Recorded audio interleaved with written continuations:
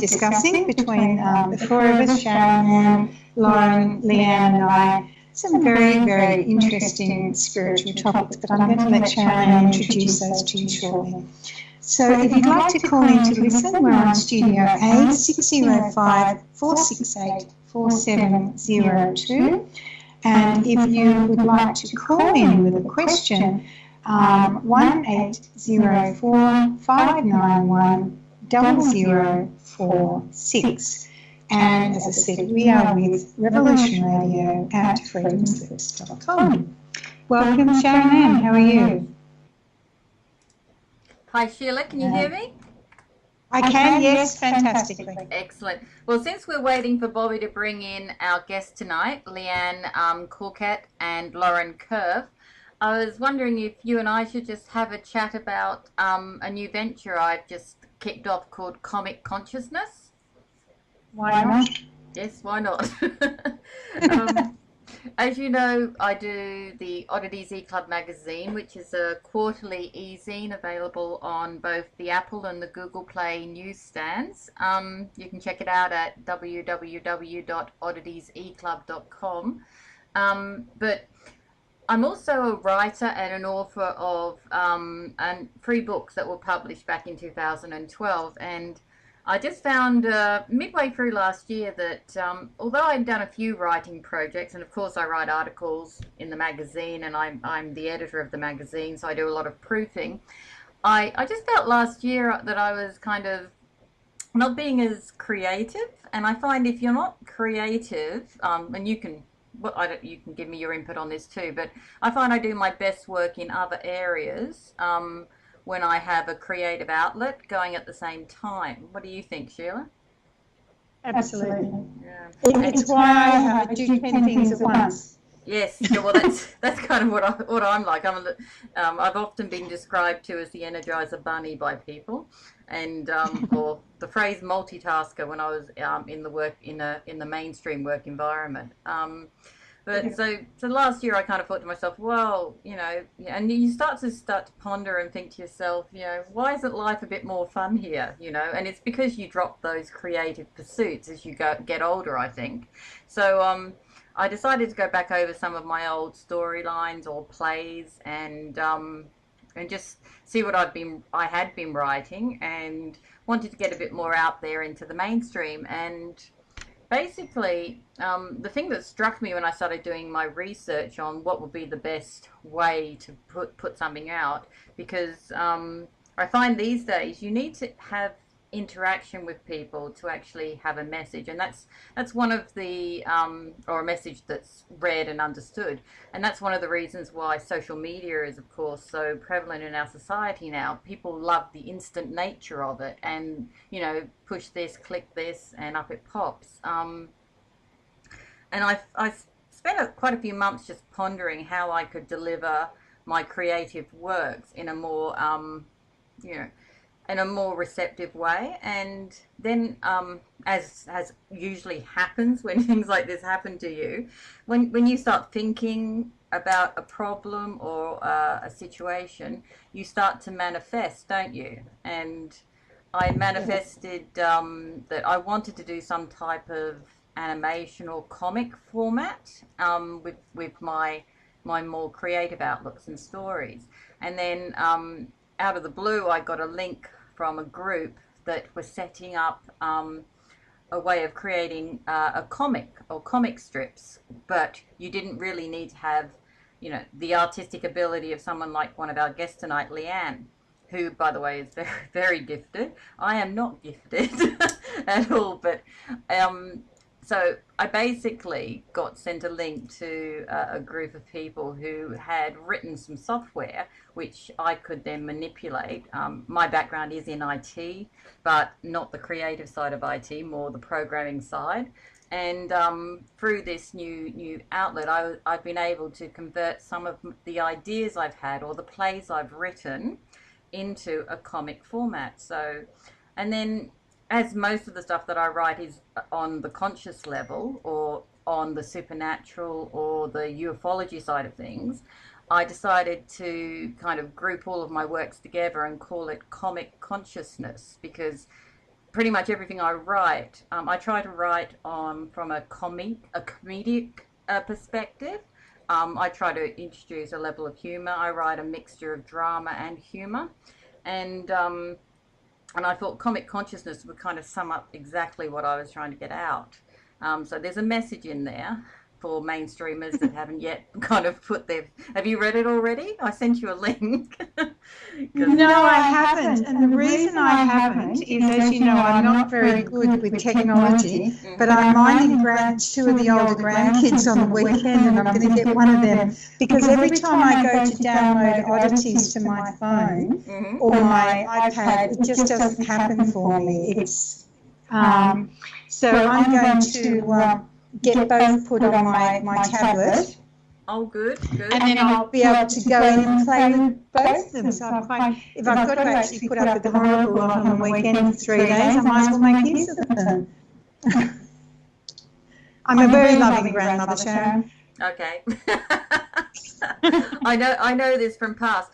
Listen, I've just got a message from Lauren. She's been stuck in a bit of a traffic accident or something. So she's possibly 30 minutes from us. So can we might just we might keep talking, because I've got a couple of other little things to say, but then we should welcome Leanne since she's on. We can, absolutely. Hi Leanne, how are you? I'm good, Sharon. How are you? Good. Now, for our listeners out there, Leanne is a visionary artist, which I love that title. I want something like that. My title's not as lovely as that. Mine is a WSFM researcher and editor. Do you know what that stands for, Leanne? No, I don't, but it sounds very cool. Yes, it's weird shit and effing magic researcher.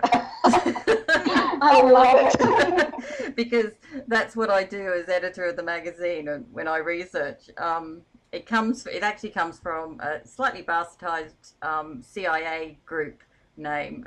They had an organization inside the CIA, I think back in the 50s or 60s, and they would go out and research, kind of like the X-Files, like that kind of thing, and that's what they were called. without the swearing. So but I like your title a lot better. And for our listeners, Leanne is the creator of a newly released Archangel Light Code Oracle cards, a set of cards. Her experiences as an artist, channel, psychic medium and healer culminate into her artwork. She holds the intention for her work to open the viewer to the multidimensional and interconnected universe we all live in, so we too can experience the beauty and joy within. So that's lovely. I like that bio. It's punchier than the last one we had of you, I think. I agree with you. Yes. Not a problem. Bit more current, I think. Yes. So as I was just saying, I just launched, Leanne, what I call Comic Consciousness, which is a comic, kind of a comical magazine, but it's on the conscious level, and the stories that I'll be converting into a comic format are based more on spiritual and supernatural fodder, which you rarely really see in the comic form. It's always action, and most comics are written by men, of course, so spirituality really isn't something that's, maybe Doctor Strange. that's about it, I think. So I'll send you a link after the show if you'd like to have a closer look, Leanne. You can tell me what the graphics are like from your perspective. That would be great. Looking forward to looking at them. Oh, cool. Okay. So if you two wouldn't mind just chatting, I might have a quick chat to Lauren and just see where she's at, and then I'll get back to you both. Awesome. Thank you, Sharon. Hi, Leanne. Good to have you back again. And please tell us about these new oracle cards. Oh, hi, Sheila, and thank you. It's lovely to be back. I just finished them, so they're on their way from the printers at the moment. They're a deck of cards. I've been working with the archangels for a number of years using light codes, and the intention with the code is to activate the dormant part within ourselves that reflects the energies that a particular archangel represents. So, for example, someone like Archangel Michael, who's about protection and strength, working with his symbol will be about activating that within yourself. So instead of calling on them and seeing it as an outside energy, you activate it and become that energy yourself, which is a lot more productive and, you know, definitely expanding our consciousness and our vibration by doing that. Absolutely. And how many cards do you have in the pack? There's 44 in the deck. 20 of them are specific archangels. Then there's 11 that are working with the light spectrum, so each of the different colour rays. And then there's a few activation cards in there as well and some words. So it's more about the person taking their own journey and investigating what the symbols trigger within them. So I specifically made the book not as much information in it, so it's a self journey. So there's a message from each of the angels, and then space for the person to sit and then just write in the guidebook what that means for them. That sounds wonderful. A little bit more self-empowering than just being told. Absolutely agree, yes. And I'm very into empowering people. Definitely. Yes, you are. Look, I've just spoken to Lauren, Sheila and Leanne, and she's stuck in the hills and her reception is going in and out constantly. So I think she's going to try and head home and she'll text me when we can connect. So we might just kick off. Awesome. Mm-hmm. So, okay, that just means that Leanne and Sheila, you have to talk longer. I'm sure that's not a problem. Is it ever, Sheila? So no. I have very rude people who say I was inoculated with a gramophone needle and I could talk underwater with a mouthful of marbles. So yeah, no, it's probably not. I think that's spot on. I think you should put that on your gravestone. What gravestone? Oh, you're not going to be like put into the little tree thing, are you? I was reading about that 2 days ago, where instead of being buried now, they put you in a pod, like an egg-shaped pod, and you're buried, and then a tree grows out. A tree, yeah. Yeah. Is that what you do? I really like, yes, probably, but I really like that idea. But because I'm planning that 150th birthday party and then a 200th, I've made all my own arrangements, so there'll be no gravestone, it'll just be a cremation or, a laser down to nothing, whatever it might be by then. And I was actually saying today, my son and daughter-in-law are going away on the weekend because it's my daughter-in-law's sister's anniversary of her passing a year ago. And so there's this whole big 3-day family thing to go and jump on that, and hence me having the older children and taking the younger ones. And I said, if we did that every year for someone in our family who's passed away, we'd never be away from the damn cemetery. And I don't think I've been since I buried the last grandchild, which is about 25 years ago. I'm not a cemetery person. So gravestone for me is a waste of money. Good to know. We'll pass that on. I personally will be gripping onto life, and I'm the type of person that would have the bell on a chain in the coffin just in case I wasn't dead. Well, that was very common years ago, wasn't it? Because quite often people got buried and they actually weren't dead. Yes, awful people did that. I couldn't think of anything worse. Can you, Leah? Oh, goodness, no. One of my younger daughters, it's a fear of hers. She said, I'll be one of those ones with the bell as well. So, yeah. Yes. But I like the idea of the tree. I think that's a wonderful idea. I don't think there's there's just not a good way for it to happen at all, really, is there? I mean, the laser stuff's going to happen. It's got to happen. You've got to accept the fact that one day it's going to happen, but there's just not good alternatives. It's kind of like politics. Yeah, I remember reading about one in America, and they do it very naturally, and they actually get the family to dig the hole, and they wrap the family member in something that breaks down very easily, and then they plant a tree over the top, and much more organic and environmentally friendly. But yeah, there's no good way. No. This is depressing. Can we talk about something else? Oh, it's just an ending. I was going to start a new cardboard coffins, Karen, showing you can paint your own. I'm not interested. Screw that. All right.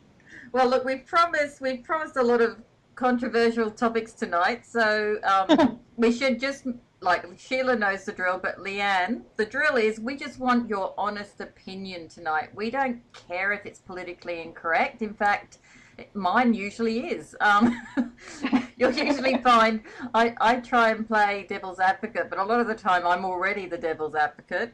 So we just want you to give an honest opinion. We'd rather you not be politically correct. We just want you to say it from your heart in a way, okay? Yeah. Yep. So if you feel a certain way, then no one's going to, criticize or judge or attack you. Well, maybe later in social media, but not on there. And I'm sure if we do get any call-ins, we haven't had anyone aggressive yet, have we, Sheila? So. No, everyone's been very sweet. So. Yeah. But that could change. Yes. Oh, absolutely. My moments of this. Actually, it's interesting. I made a sound the other day, Sharon, for social media shield. Mm-hmm. I have the EMP for when you've been on websites and you picked up all sorts of stuff. But I was actually talking to someone the other day who was getting quite pounded and harassed on social media, so I made an extra sound I thought was quite good. So, yeah. I could do with that. Did I? Before we get into the questions, would you ladies like to hear about my troll experience this week? Yes. Well, on Google Play and on Apple, your apps get ratings, and on Google Play we've had a really good rating of 4.5 out of 5 for our magazine app for, well, I don't know, the last 2 years on Google Play. And anyway, this week it was earlier this week, I posted an article that was written by one of my columnists, which stated, which included an interview where I had interviewed both sides of the same-sex marriage debate. Remember that happened a couple of months ago, just before Christmas? Yep. In Australia.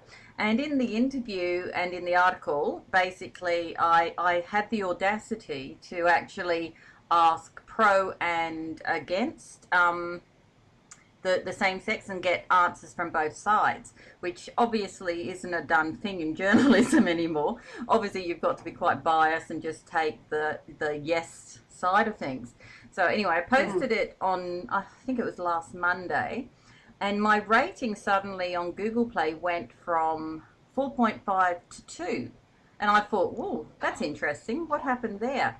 Anyway, some LGBT activists had taken offence to the article because I had shown both sides of the argument. We hadn't actually endorsed in the interview or in the article either view. We just said the same question basically to both sides. And basically they went and trolled the magazine page and brought the rating down. I've since gone back and Google Play have actually banned the person and the group that they were involved in, and our rating's now back at 4.2, so they damaged us by 0.3. But hopefully, maybe if everyone could get on and give us another push up, that would be great. But that's modern day trolling, where you can't show two sides of an argument now. I thought that was really disappointing, actually, because we weren't endorsing the other view. In fact, we were just showing two sides. What do you think about that? Well, I think I'm still processing that, but it doesn't surprise me. For so many things, you have to that politically correct thing. And if you don't agree with it, it's like you're not allowed to. You're not allowed to not disagree with it in today's society. You've got to go along with all the norms. And that's the loss of all of our rights. Freedom of choice and everything. Doesn't surprise me though. I was staggered at the gang mentality of it, because it wasn't just one person, it was a group of people. And as I said, Google Play investigated, restored the rating and removed their comments. And it was quite vicious, like they were actually calling me a homophobe and all this sort of things.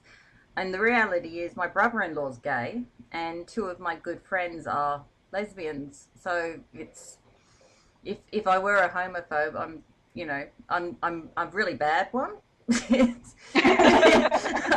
I'm a shocker. But it was a real, in my opinion though, it was a bit of an eye-opener to me, because I've seen this happen to other people online, but having experienced it myself now, I didn't realize the gang mentality that went along with it, and that's scary.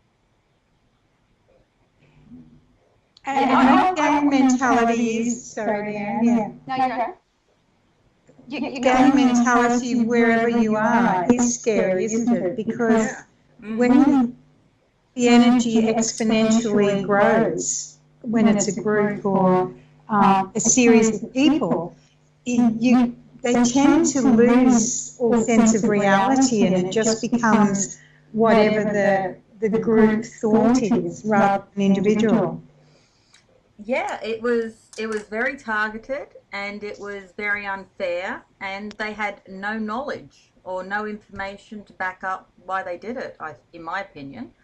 So I found it, an interesting experience, and I'll probably actually write an article on it, because it showed a very different side to social media, one that I haven't experienced to date. So maybe I've just been lucky.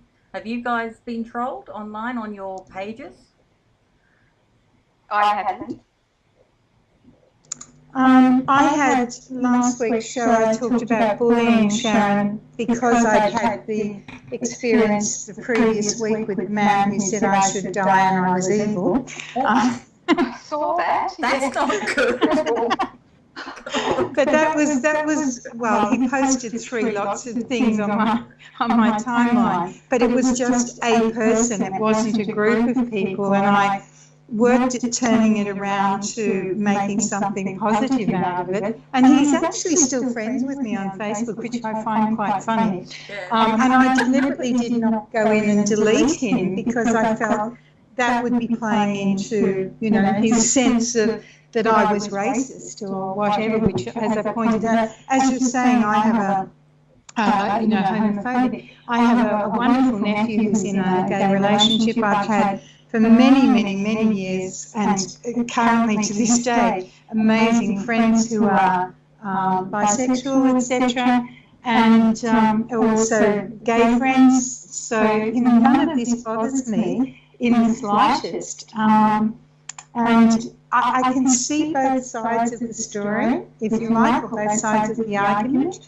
And I can also currently see where, and yes, I did vote yes for same-sex marriage, and a lot of people didn't, but I can also see one of the drawbacks to that at the moment, where you're getting a lot of pedophiles saying, we want to join in on the fact that, people have approved gay relationships, and say, well, we're part of that whole experience, if you like, and so we should be entitled to have, relations with children, and that I do disagree with. I can't believe that's happening. I mean, can you send me some information on that? Because I'd love to do an article on it. If there's anything any of us can do to stop pedophiles from gaining any kind of leverage in media, I think we should do it. Yeah. That's just disgusting. Yeah. Well, since I was just looking at our list of topics, and how would you ladies like to start with the soul loss and retrieval topic tonight? I just find that one fascinating. What do you two think? Why not? Yeah, let's go. So let's start. What I normally do, Leanne, is I kick off with a definition of it so that anyone listening in, if they haven't been used to the subject, get a bit of an overview before we start debating it with the questions. So basically I'm going to define it, soul loss first, and then we'll do retrieval. So soul loss, and I've got a definition from, I suppose you say, the guru of soul retrieval, Sandra Ingerman. In the Abstract of Shamanism, she's quoted as saying, there are many common symptoms of soul loss. Some of the more common ones would be disassociation, where a person does not feel fully in his or her body and alive and fully engaged in life. Other symptoms include chronic depression, suicidal tendencies, post-traumatic stress syndrome, immune deficiency problems, and grief that just does not heal. Addictions are also a sign of soul loss. For those who have lost parts of themselves knowingly or unknowingly, tremendous amounts of psychic energy are unconsciously spent looking for the lost parts. Soul retrieval is a ritual of sorts performed by a shaman. The shaman moves into an altered state of consciousness to travel to realities outside of normal perception, or non-ordinary reality, also called hidden spirit worlds, to retrieve the lost part of the soul. Once the lost soul is located, the shaman will acknowledge the former pain and gently negotiate the soul's return to the body. The shaman then brings the soul back to normal reality and literally blows the missing soul part back into body through the head or the heart. Before we get into the questions, have either of you ladies been lucky enough to see a shaman do that? No.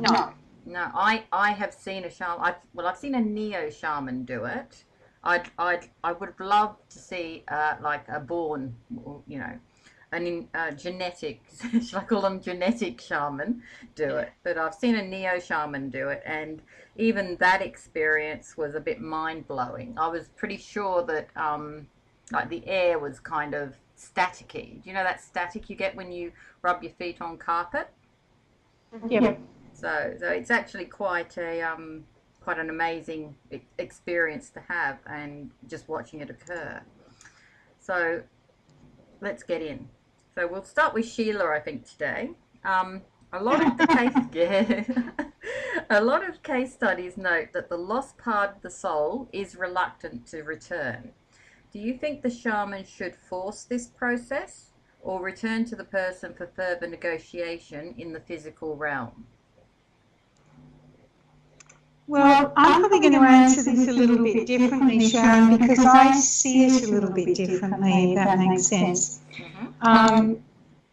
I've been working with what we could call soul loss and soul retrieval, if we're going to be really technical about it, for a long time. And one of the things that I've been saying for many, many years is that I believe we have a soul and a spirit, that they're quite individual. And to me, the spirit comes in, and we're going static here again, sorry.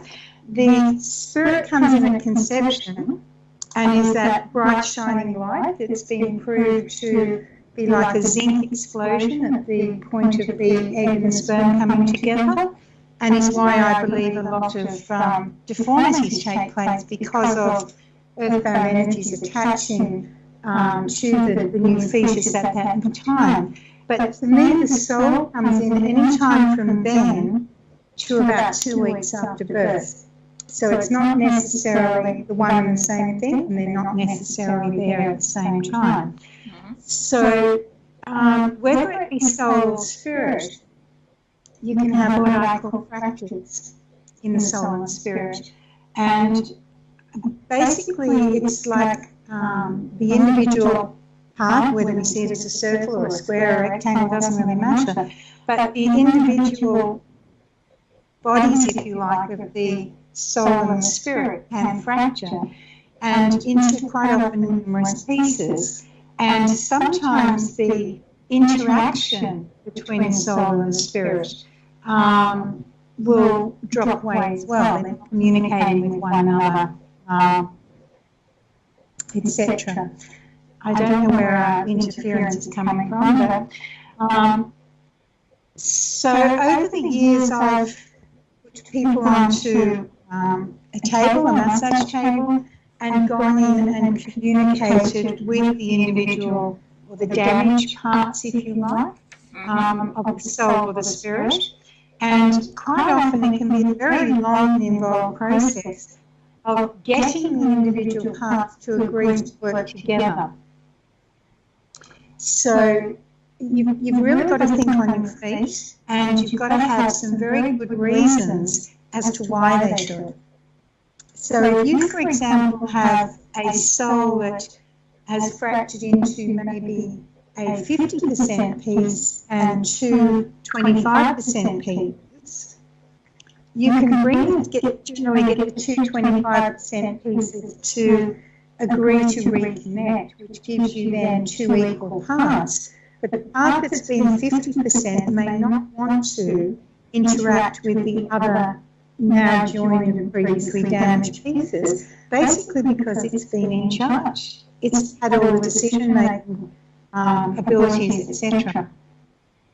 So you can't, as you're saying, do you think the shaman should force this process or return to the person for further negotiation? It doesn't necessarily mean returning to the person for further negotiation in the physical, although that is an option. It's more, I believe, getting interaction with the individual parts of the damaged soul in this instance. So, as I said, I look at it quite differently. And because over the years, you can't always, when I work with people around the world, you can't always put someone on a massage table and chat to the soul for an extended period of time. So I actually created a specific set of sounds, and I ask a series of questions and then play the sounds and then re-ask the questions. So I can actually send you my notes, Sharon, if you'd like. Yeah, fascinating stuff. It really is. So, you're looking at, for example, a soul, I just pulled one up today, a soul before the correction was two parts, and there was a 20% and an 80%, and the spirit was whole. The soul-spirit connection prior to working on it was 10%, and for me the optimal would be 80%. After correction, we had 45 and 55 between the soul and the spirit as a working partnership of 100%, and the soul and the spirit. And then the soul-spirit connection, 60%. I would have liked 80 to 100, but I felt that the 60 was okay. It may increase in the future as the two components became used to working together. And the optimum levels of soul and spirit for me, because I'm asking out of 10, so 0 to plus 10 basically, or plus 1 to plus 10, is generally between plus 1 and plus 8 in most instances, reversing what I call the negative trend of minus 1 to minus 8. And again, I look at dimensional levels of the soul prior to the correction. So it's going a bit more into depth and detail. I'm not aware of the lady you've spoken about. I must go and look her up. Yeah, she's fascinating. I referred to her as the guru of soul retrieval, but I've also had a friend who's written a book on soul retrieval. So I've been interested in the subject for probably the last 3 or 4 years, but until I read Sandra Ingerman's stuff, I really didn't have a complete understanding of, and I suppose that epiphany, that moment when you kind of make that leap to, okay, now I've got it, So yeah, she's absolutely fascinating. So okay, Leanne, so as I said before, a lot of case studies note that the lost part of the soul is reluctant to return. Do you think the shaman should force this process or return to the person for further negotiation in the physical realm? Well, I have read some of Sandra's books, and I agree with you, she's really interesting. I used to run a clinic from home using kinesiology and spiritual healing and things like that. So during that time, I did do a lot of work with, I guess, similar sort of thing, different wordology, with people that have lost bits of themselves in time frames, or also a lot of attachments, so entity attachments and things like that. So for me, it's when someone's wanting to work on connecting deeper with their soul and pulling those pieces back to themselves, just working on their healing process. Normally, typically, people will find who they're resonating with. So someone who is probably more earthy energy will really go to a shaman because that's what they relate to. So just depending where they go is where they'll find their bit of the answer. Sheila was very, very interesting. But with mine, because I would work with kinesiology, I would really make the client interact with their story because it's their journey and their decision. And I always found that even if it was really uncomfortable for them to go somewhere, they were still prepared to go there. And you would have already done quite a lot of work with them to take them to that space. So I don't think you really ever get anything that you're not prepared to go to. So my understanding and the way that I work. Hello? With realm, when you're working with someone. Yeah, can you hear me? You kind of dropped out a bit there, but keep going. Hello? Hello. Hello? Hi. I can hear you. Oh, you can hear me? I can't hear you. Leanne, you kind of dropped out a little bit. Can you repeat that last part? Okay. Well, I was just saying that when someone's working on that energy level, they're prepared, and if they're not, then the soul won't go there. So on a shamanic level, do I think that they force it? I don't think anyone would force anything unless you haven't got very good integrity. So typically, I've always found that a person's ready for where they're going to go, and they're going to find the right person that's going to take them there. If they do come across someone who doesn't have integrity, there's a lesson in that as well, of them learning boundaries and all of that sort of thing. So, any healing process that a person takes, they've got to take responsibility because it's their journey. Yeah, it's interesting you should say that. One of the very first articles that Sheila wrote for me in the magazine was about trespass, wasn't it, Sheila? Probably, yes. It's one of my big issues. Yeah, and Sheila's very big on healers you know how a lot of people say, I'll send them some healing when they talk to a friend? And yes, it annoys me. Well, you and Sheila are in the same camp because she thinks that's a bit rude. Oh, absolutely. I'll quickly give you a story of one that I had. I went to this place and I was introduced to this gentleman, and I'm standing there and I could just feel him reading me, and it was like tentacles. And in my head, I'm having this lovely little conversation between himself, me, a couple of other ladies, and I'm thinking, seriously, on an energetic level, I'm just going, really? Like, just pull your little tentacles back in. Like, I gave him an energetic slap around the head, and he was like, the look on his face. And just don't cross people's boundaries. Yeah. Have some respect. So, I'm with you. Yeah. Integrity. That's good. Okay, so Leanne, you can kick off the next question, which is, I've noticed that shamans discuss the soul as if it is a second distinct personality. What do you think about this? It's not something that resonates with me. For me, we're energy, and as we evolve and get to know ourselves, the journey is to remember who we are, which is source energy. So if we start identifying them as different, separate entities, it defeats the whole purpose of integrating ourselves as one energy, which then unifies us with the rest of the universe. So, I don't see it as a separate entity. It's just a part of the whole. Right. So you're not a big fan of Eckhart Tolle then? I actually haven't read anything of Eckhart Tolle, so. Oh, yeah, you're going to hate it. Yeah, every time someone's gone, oh, you should read it, I go, oh, yeah, no, it doesn't feel right. Yeah, there's probably a reason why you haven't gone there. I won't say too much, but maybe you should just check out some of his stuff online and get back to me. That's interesting. I do believe, sorry, that we do have, like, in our mind, we've got our little ego self that's the one that, some people keep them awake at night time because they haven't paid their bills and all that sort of stuff. And then we have our soul, which is like our higher self. But the whole, for me, the whole point of existence is to unite everything together like a well-oiled machine, so we can just move through the cosmos as a good entity, as a complete whole. Yeah, sounds perfect. So Sheila, I've noticed that shamans discuss the soul as if it is a second distinct personality. What do you think about that? Well, I'm with Leanne. I've never read Eckhart Tolle. He's never appealed to me. There's something funny about him, I reckon.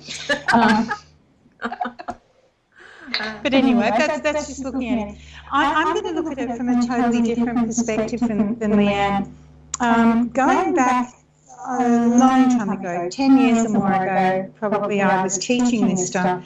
And a lot of the information that, I don't like the word channeled, as people may know, gifted, downloaded to me, was that we had an oversoul. And that oversoul was not physically here on Earth. It was, with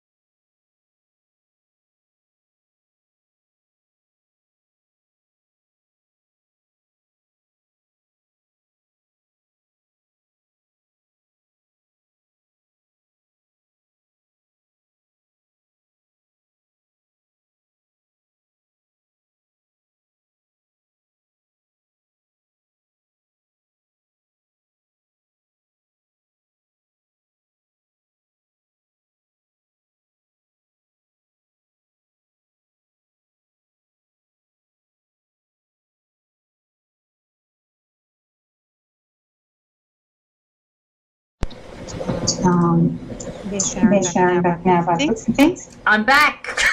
You're back. Well, I cannot believe it. It just my whole system just completely crashed. I've never experienced that before. So sorry about that, ladies. What did I miss? Did you just keep chatting? Yes. Oh, We good. did keep chatting. Yeah. Yes, that's great. So are we up to the third question then? Yeah, I think we did pretty well on that one. That's good. Okay, so we'll start this time with Leanne. When the soul does return to the physical body, Leanne, the pain also returns. So does this mean that soul loss is just a temporary reprieve from grief?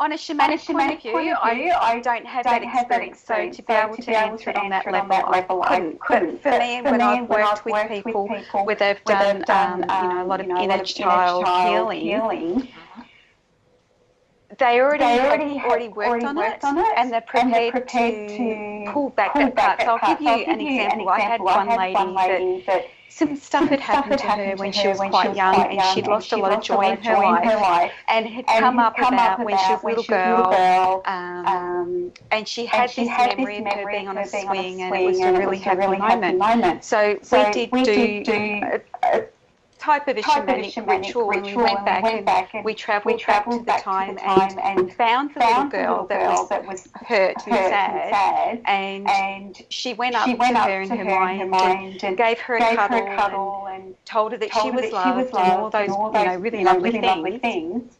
And then came back into the present time and brought the little girl back with her, holding her hand. From that point, because she'd already had done work and then had pulled that piece of the soul back, she received messages that she had to go and get some crayons and paper and just draw and just have fun and express her feelings. So she had reprieve from the grief, but bringing the little girl back actually meant that she could heal and move on. So I don't know if it gives some reprieve from grief and then just got to face it, but that's not been my experience. I suppose the question is, why does, I suppose what I was trying to ask is it a deferment of dealing with a situation? When you lose the soul, is that how the body reacts? Oh, I think so. Yeah, if someone goes through trauma, automatically go to shock, and quite often the energetic body will leave itself. So, I've worked with people and their energetic body, like their auric field, is a couple of feet out of their body, and they're just not present. And you'll say to them, do you ever feel present? They go, no, I always feel like I'm always watching myself, or I'm always 2 steps behind myself. And it's that shock system can either fracture or throw the energetic body out of alignment. So Sheila, when the soul does return, I'm nodding with Leanne. Oh, okay. Metaphysically nodding. No, my head was going, yeah.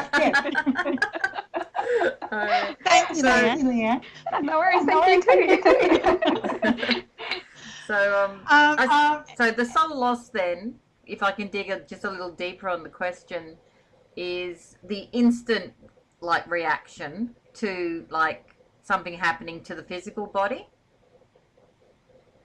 Yes and no, I would say. Yes, it can be physical, and out of 10, and as a kinesiologist, Leanne, I check on my fingers, so that's about a 6 out of 10.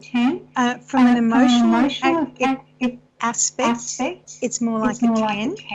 From a spiritual, I'd say it's a 10 plus.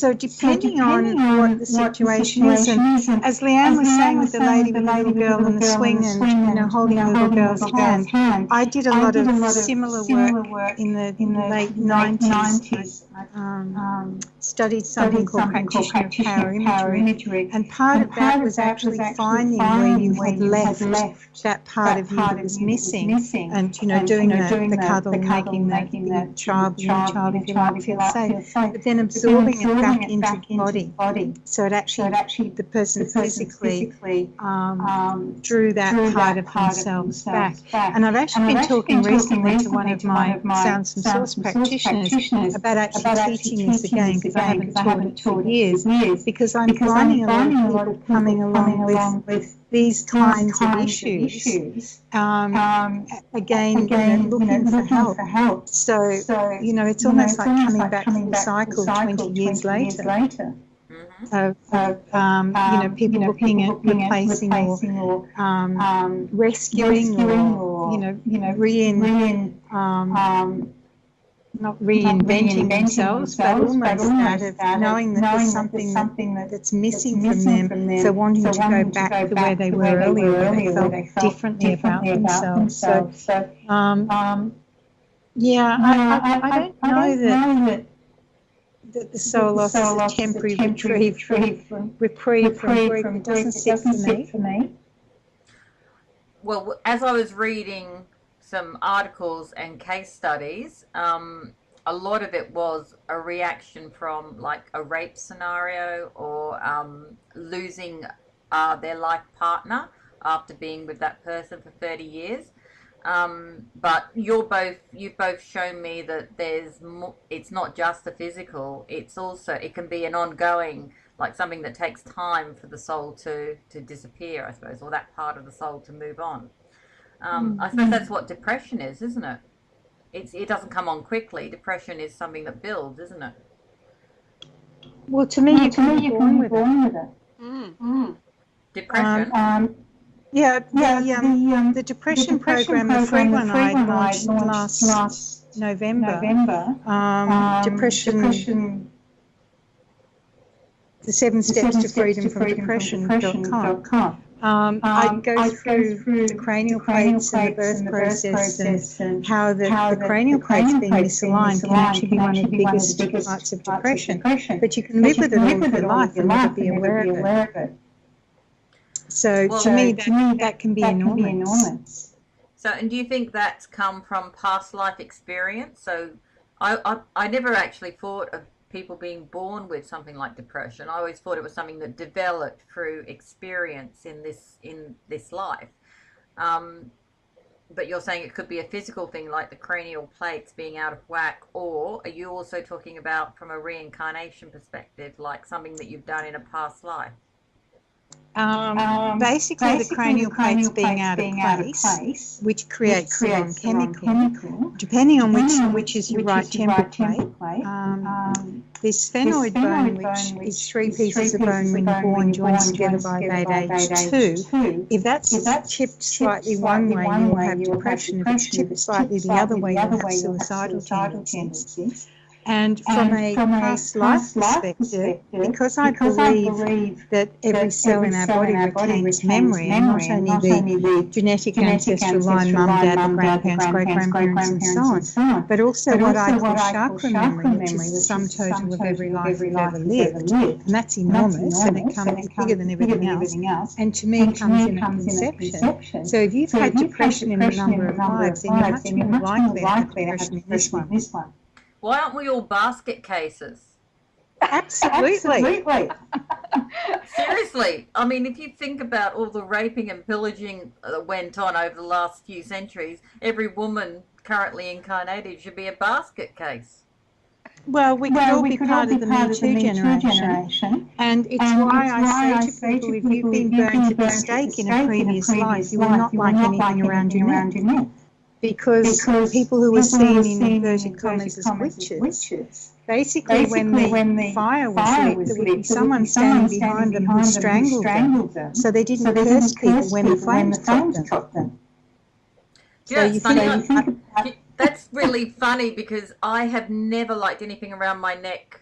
Me either. It's actually a really big phobia of mine. So what do you say that I was potentially a witch?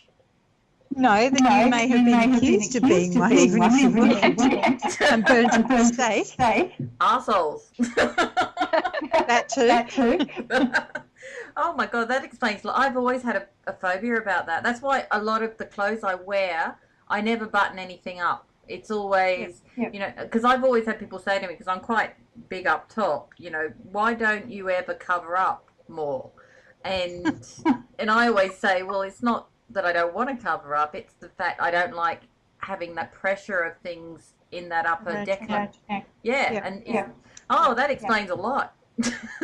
Well, the 7 steps to freedom from depression.com, 8 free things to download, including a book.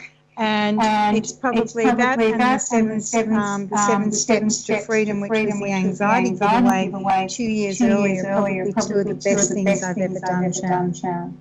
Oh, cool. We should put a link to that in the next issue of the magazine, Sheila, so everyone can access it. Cool. Yep. But good. I've made some new sounds, did a whole heap of work, and I'm really pleased with it. And it's free, even better. Even better, yeah.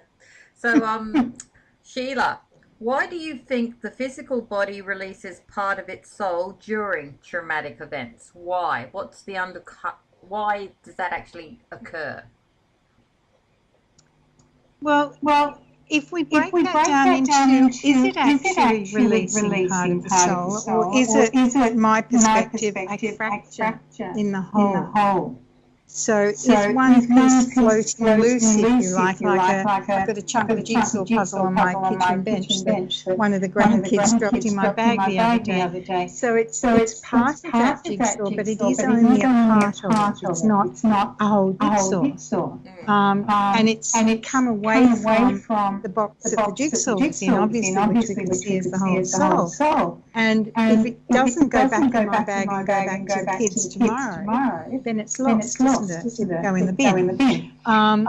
So that I would see as losing it or releasing it. But if it's still energetically connected, so it's tethered, if you like, to the whole, but it's fractured within itself. I mean, think of an Easter egg. It's still an egg, isn't it? But there might be a piece broken out of the chocolate. Yeah, that's a good way of looking at it, the fractured side of things. So I suppose I always thought of it as a separate part, because when people discuss it, it's always soul loss, or it's always discussed as something breaking away and having to be retrieved, you know, like you leave something in a hotel room and then you go back and get it. Sort of like more like Leanne, as Leanne was saying with her oracle cards when we were talking before. To me, words are so important, and the value of the word, the resonance, the energy that's within that word. Loss is nothing. It doesn't have for me, on my fingers, kinesiologically, it has no value whatsoever. This is why I made my own dictionary long time ago, and I revamped it about twice recently. Because to me, the power of words is so incredible. So when you talk about soul loss, it doesn't to me mean anything. Soul fracture is very strong. So the why?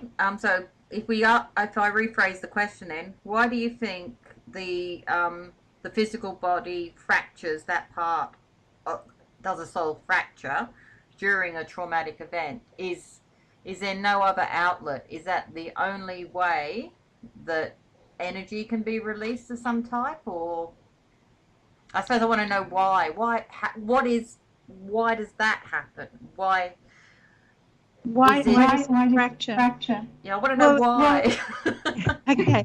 So when we're talking about a soul, are we talking about, as I said before, a circle, a square, a rectangle? Does it have a form, or is it an energetic? And I believe energetic. So if it's fracturing, is it releasing a section of itself to allow that to heal, or to not infect the rest of the whole? Exactly. Yes, that makes sense. Is there a particular part of the soul that's dealing with, you know, is there a part of the soul that deals with trauma, and is there a part that deals with happiness, for example, or health? We don't know. Well, I don't. Leanne might. But that would be my thought on it. Is there a weaker part or a lesser part, and I'm not really focused on the word weak. Is there a part that has less strength, perhaps? Yes. Well, that makes a lot more sense to me, what you just said. What about you, Leanne? What is the why here? What do you think is the why, I should say? Okay, well, I'm going to do what Sheila did, and I'm going to say I just kept nodding my head because I completely agree. But I'm going to add to it that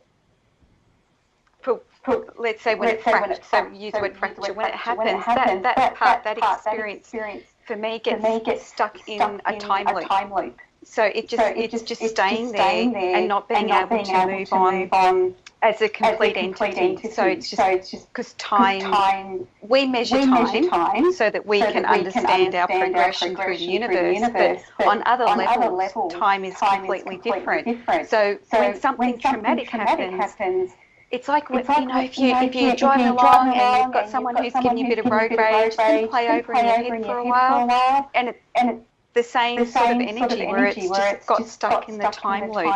And so it's bringing it all back together. I don't know, but does that answer? Yep, no. Look, I think I've got a good handle on it now. That I love the concept that you've both kind of brought together for me, meaning... and I love the concept of the time loop. It's that healing cycle, isn't it? It's like giving. It just got stuck in it because it couldn't move through it. Yeah. Would you see that as a creative reality? Yeah, I've not thought of it like that, but it would be really, because it's not been able to handle what happened, so it's just replaying it. Yeah. There's not a resolution at the end of it, because if you feel resolved, if you've had an argument with someone and you've resolved that argument, you don't really think of it again. But if it's not resolved, it keeps playing over and over again until you forget about it or you find some sort of resolution. Yeah, exactly. Yeah. Okay, that's great. Wow, that's changed. Actually, that's kind of flipped my perception a little bit, which I love. I love having that flipped. So, that's right. My next question, it's more because I've always wondered this, and we'll head off with Leanne. I've often pondered whether the little voice in my head that steers my moral compass is my soul. Is this something that others think about as well? What do you think, Leanne? Do you think that too? Do I think that the little voice in my head is my soul? Yeah. On certain levels, I know for me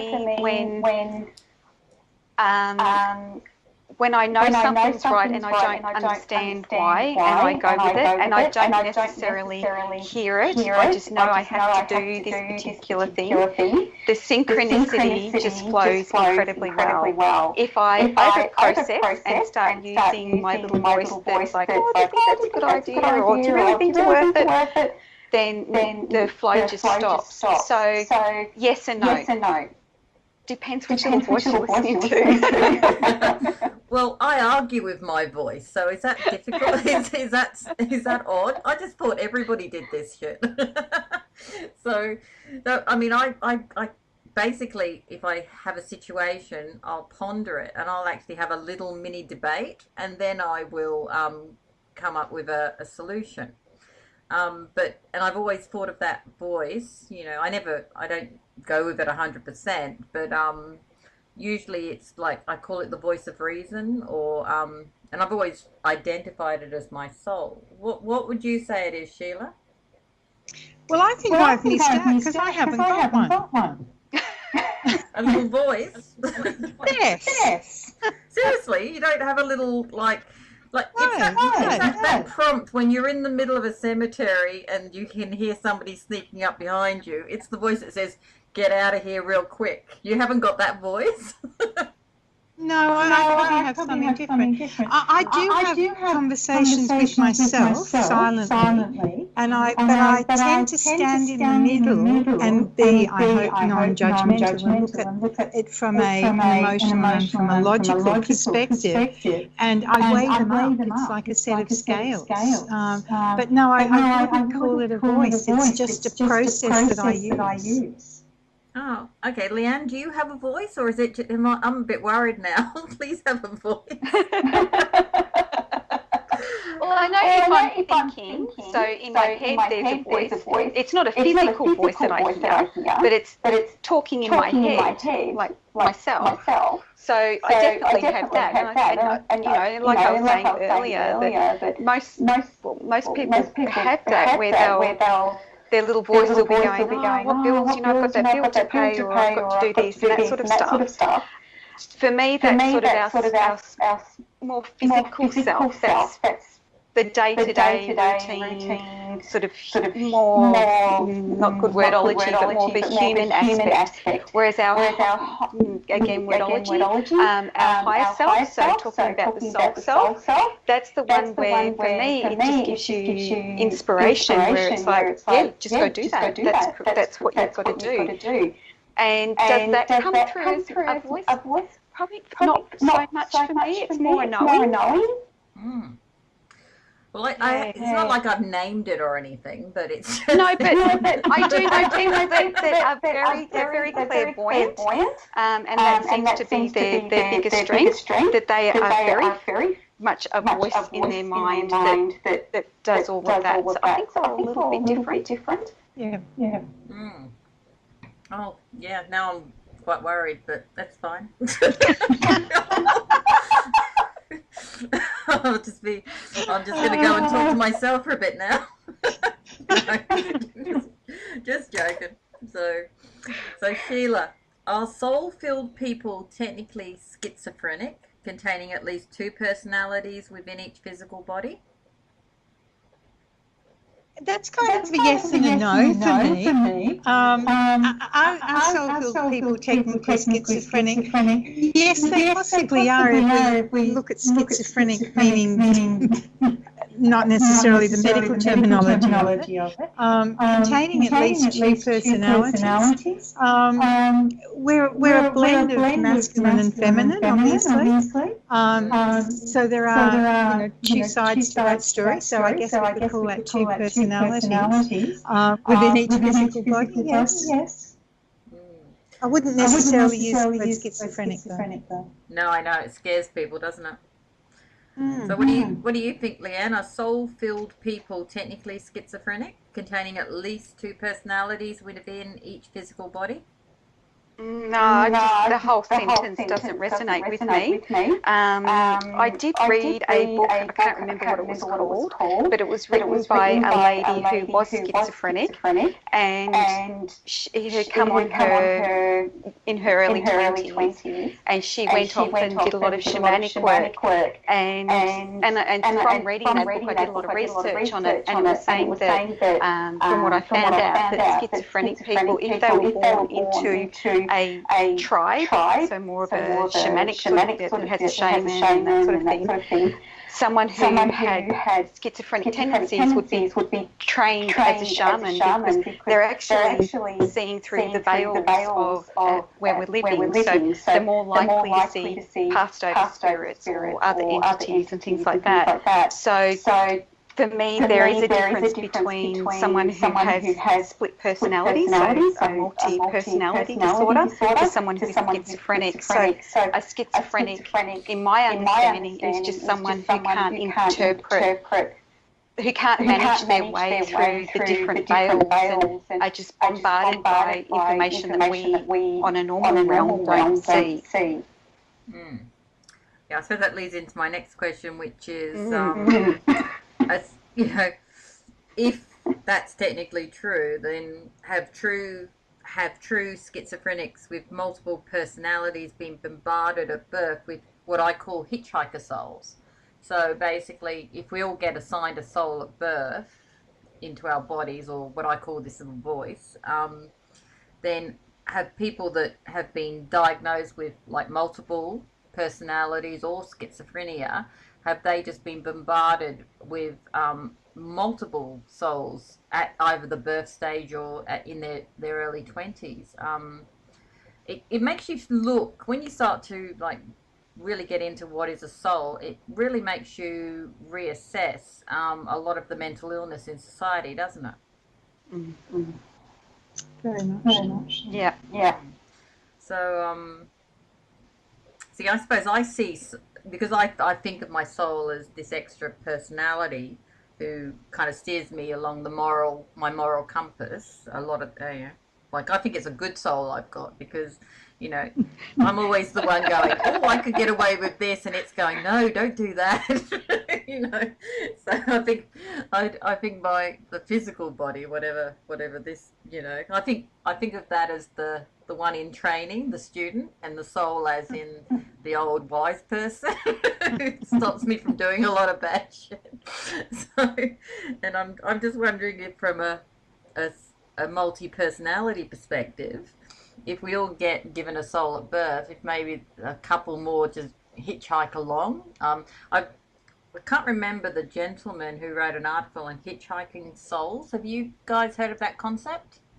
No. No, it's his concept was, I seriously can't remember his name, but basically at birth we all get assigned a soul, like a guiding entity, which doesn't naturally stay with us all the time. They just kind of pop in at moments of need, I suppose you could say. Kind of like having, I suppose, a religious person's view of God, you know? Mm-hmm. And they pop in just to give a bit of guidance now and again. And and he basically said that what's happening with schizophrenics is they've got a particularly attractive quality, and a lot of souls that haven't found hosts kind of, you know, hitchhike along for a bit and then go off when they find their own, you know, physical body to jump on. It's an interesting concept. I've always thought, I've kind of related to it because that's how I see my soul, but you two have very different views on your soul, so yeah, but I would, on a certain level, I'd agree with you with what you're saying, with what he's talking about. I'll give you an example. I had a young fellow who came to see me. He was about 8 or 9. And his mum had tried all sorts of things. He just all of a sudden had become very aggressive to his parents. To everyone else, he was still the same, just a lovely little boy, and had got really verbally aggressive, and was starting to get quite violent. They'd taken him to the doctor, and then had gone to try and see a psychiatrist, and this had gone on for 6 months. Anyhow, the little boy got referred to me, and as soon as I started speaking to the mum, I thought, he's got an attachment, so one of the better word, a hitchhiker. And he came, and sure enough, that's what it was. And typically I would always do 3 sessions with someone just to make sure everything would stick. After the first one, I thought, I don't really need to see him, but Mum just wanted to, no, we're coming for 3, we're going to do this. And she came back and she goes, I honestly don't know what you did. She said, I completely don't understand it, but she said, I actually have my little boy back, and this whole 6 months, it's like it happened to someone else. And it was just, he had a hitchhiker. Just had something that was just making him behave in a certain way that wasn't him. Yeah, I think there's so much we don't know, you know, and the people that are experiencing this are kind of dismissed as mentally deficient or mentally impaired, and aren't sharing what they know for fear of, you know, being locked up, or, you know, being studied for their lives. The more I delve into soul stuff, the more I'm kind of thinking that's the crux of consciousness. And I don't know about how you two feel about that, but I think there's definitely an infinite amount of study that can be made in these areas, and I don't think the right people are doing it. Definitely. It's not in. Yep, you're both nodding. We are on radio. I can't see the head nodding. as Leanne was saying, and I use very similar terms, attachment, hitchhiker, etc. I possibly look at them a little bit differently. As Leanne was saying before, when we first started, people can have an entity, and that entity, as I had one from 3 to 48, can take over. Lots of people I've worked with have committed suicide, have come back and said, I need you to tell my family it wasn't my idea, the voices in my head made me do it. Because I talk a lot about the vanishing twin, you can have some of that connection as well. But then again, if you go back to past life stuff, Sharon, as you were saying before, reincarnation, you can have an entity come through life after life after life, that if no one releases it, that person may have similar traits in totally different lives. And you can also have an entity or an attachment passed down the family line. So gifted or tithed is my explanation of that. That comes from great-great-great-grandfather or whatever. And also an earthbound entity being different than an attached spirit. Someone who's passed, one whose soul's gone and on its own bit of elastic physical energy state around, I would see as an earthbound that attaches, can affect the physicality of your body, your thinking, your health, etc. But an attached spirit actually takes over. And I've had one. It's quite scary when you look in the mirror and you're not yourself and you suddenly put on 20 kilos overnight. So different forms of attachment, as Leanne was saying before, and things like the little void, sometimes in something so simple as removing something and setting the person free, you've suddenly got that totally different child or adult or whatever again. I know when I spent many years looking for someone who would understand what I was saying, because as Leanne was saying, my parents sent me to this doctor, that doctor, another doctor. I knew there was something wrong with me. I wanted it gone. Eventually, to a psychiatrist who said there's nothing wrong with her. She's got an over imagination. So learn to shut up at 12, Sheila. There's no point in complaining because no one's listening. So 48, I found someone who did. So if somebody's listening to this here and they feel they have an attachment, what would you recommend they do, Leanne? For me, it's about reclaiming your divine sovereign domain. So standing in your power. It's an analogy that I've always used is if we see our energy field like if we were a sheep farmer and we had all this acreage and we never went around and checked our fences and we get poachers on it, then it saps the energy from our property. It's the same with ourselves. So acknowledging your sovereign domain and only allowing things that support it to work with you. That's my recommendation. And just making that statement that you acknowledge and exercise the right to your own sovereign domain. It's very self-empowering, and that's what I would recommend. Sheila, what would you recommend? I like that, thank you, Leanne. I think that's, as you said, very self-empowering for people. Depending on, from my perspective, working differently on how and why the energy or the attachment may be there. Did the person feel alone, as I did, lonely as a little girl, and something outside the window said, I'll look after you, I'll be your friend. I made a contract and an agreement. Sometimes there's a need to actually discreate the contract and the agreement. And I don't know about you, Leanne, but from my perspective, if there is something attached on those higher levels, it tends to lodge in the muscle fascia. So has it left anything toxic behind, as a poison or a toxin or something that needs to, the body needs to clear out and stuff like that. So I'm working very multidimensionally. A lot of times that quite often what we have attached to us, or what we may bring back with us from being out of body experiences and so on, may well leave something within the body that has a physical effect on us. I agree with you. That definitely can leave things behind. And the other thing as well is that when people break the contracts, because I agree that quite often people have invited someone in, or at some, we're looking at past lives as well, that we could have worked with someone and it was very beneficial, but in this lifetime it's not. It could be very detrimental. So it's breaking those contracts that we don't need anymore.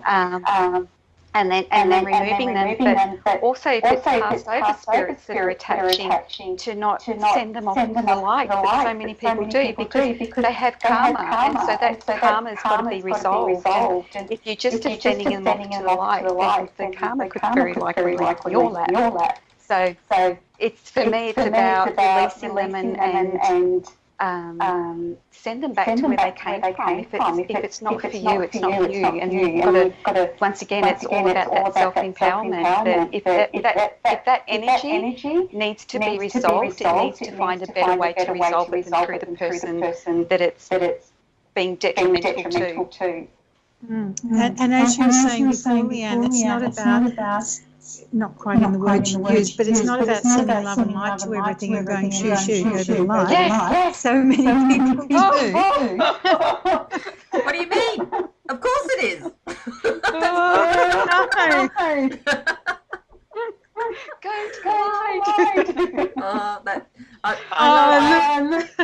have so many people. Oh my God. I have so many people that sign off love and light that I communicate with. It's hilarious. Ladies, I'm going to have to take a couple minutes out. Are you both fine to continue with question 8? I've just got to do a little pit stop and I'll be back. We can do that. Yes. Lovely. Yes. Okay.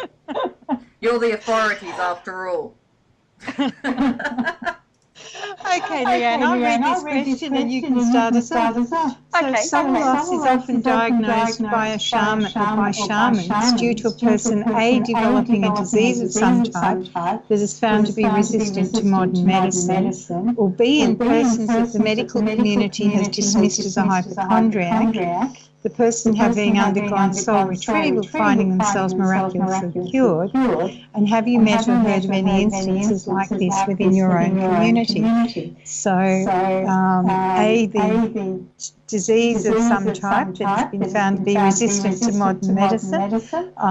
B, persons in the medical community have dismissed as a hypochondriac. And then the persons found themselves miraculously cured, etc.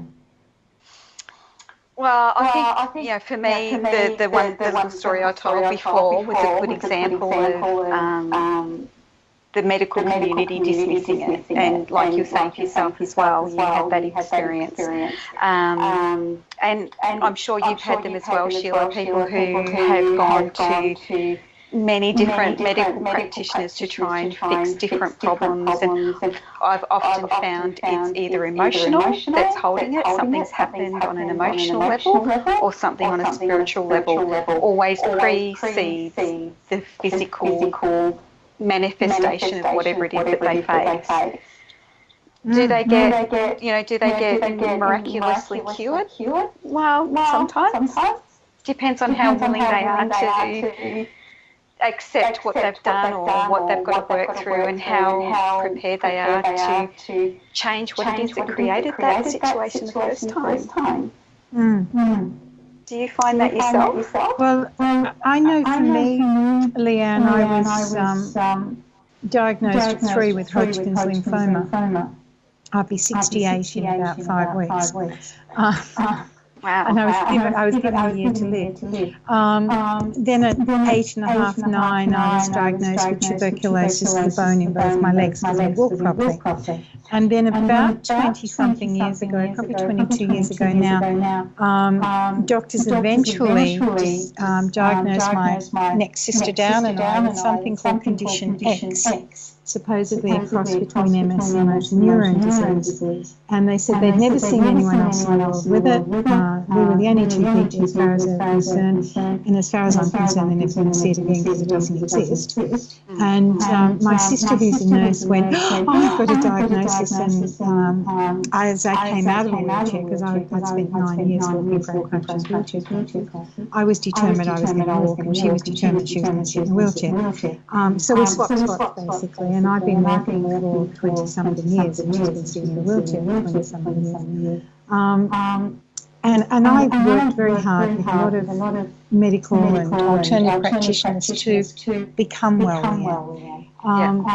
But 2002, I'd heard about this man in Victoria and couldn't afford what he charged way back then, and put it off for about 3 years. And then I came back from living in another state, and I've talked about this before. I'd come off the crutches and out of the built-up 2-inch built-up shoe on my right side to a normal shoe with an orthotic, but still a limb. And a colleague of mine said, I've been to see this amazing man, Sheila, you need to do this. And by that stage, 9 years, whatever, down the track, he'd changed his pricing structure, etc. And I said, yeah, I can afford that. I'll make an appointment in a few weeks. Let me get unpacked first. So I hadn't made an appointment, but I drove my friend for her appointment with the chiropractor, presuming wrongly that she was seeing a chiropractor. And she came out of the door at the other side of the room with this big, tall, bearded man, and she said, I'll introduce you to Sheila, she's going to come and see you later. And I stood up and I probably took 3 steps towards him. And he said to me, you've got one shoulder higher than the other, one leg's longer than the other, your eyes don't focus properly, something else I've never remembered. And his piece to resistance was, you've had 3 heart attacks, the next one's going to kill you. I've got an hour now, you want it. Well, I had 3 heart attacks. Between 40 and 50. So 2002, I was 52. So in that hour, he changed my whole life. But he said to me, and this is where the physical comes in, I think, 7 years and 9 months, Sheila, what happened at 7 years and 9 months? He's asking kinesiologically. And I said, I don't know, Cameron, I was a little kid. And he asked some mental questions, and he poked me just above my left ankle, and I nearly went through the ceiling. And he said, rickettsia, you've got rickettsia. Okay, so what's rickettsia? And he said, it's a bite from a tick or a flea that imitates a whole heap of other diseases. So he literally burnt it out of my body using sound, which is where a lot of my work comes from. I studied with him, went on to study with him. He became the foundation for everything else I do. But then I also realised over time we can have dimensional illnesses as well. They're not necessarily physical, are they? No. So it may be a soul illness rather than physical. And the medical profession's never, in my life, going to diagnose a soul illness, because even if they did know, how do they get away with that as a doctor? It's like, how does a doctor refer someone to a naturopath? Technically, they can't. Let alone you're not allowed to go anywhere other than the medical profession. Yeah. And I've had doctors who've come and see me on Sunday morning and brought breakfast and said, you know, Sheila, I've got these patients and I'd love to send them, but I can't. But what have you got that I can use, or what can you suggest that I can do that might help? So, like yourself, those, if we call it miraculous, is it a miracle? Maybe, maybe not. I'm not fussed on the word cure. I say to people, I believe we'll cure a hammer for Christmas. But the body to me is a self-healing mechanism. And you give it the right instructions, as you do in your work, as I do in mine, and it can and will heal itself. Yeah, I completely agree. It's willing to do the work.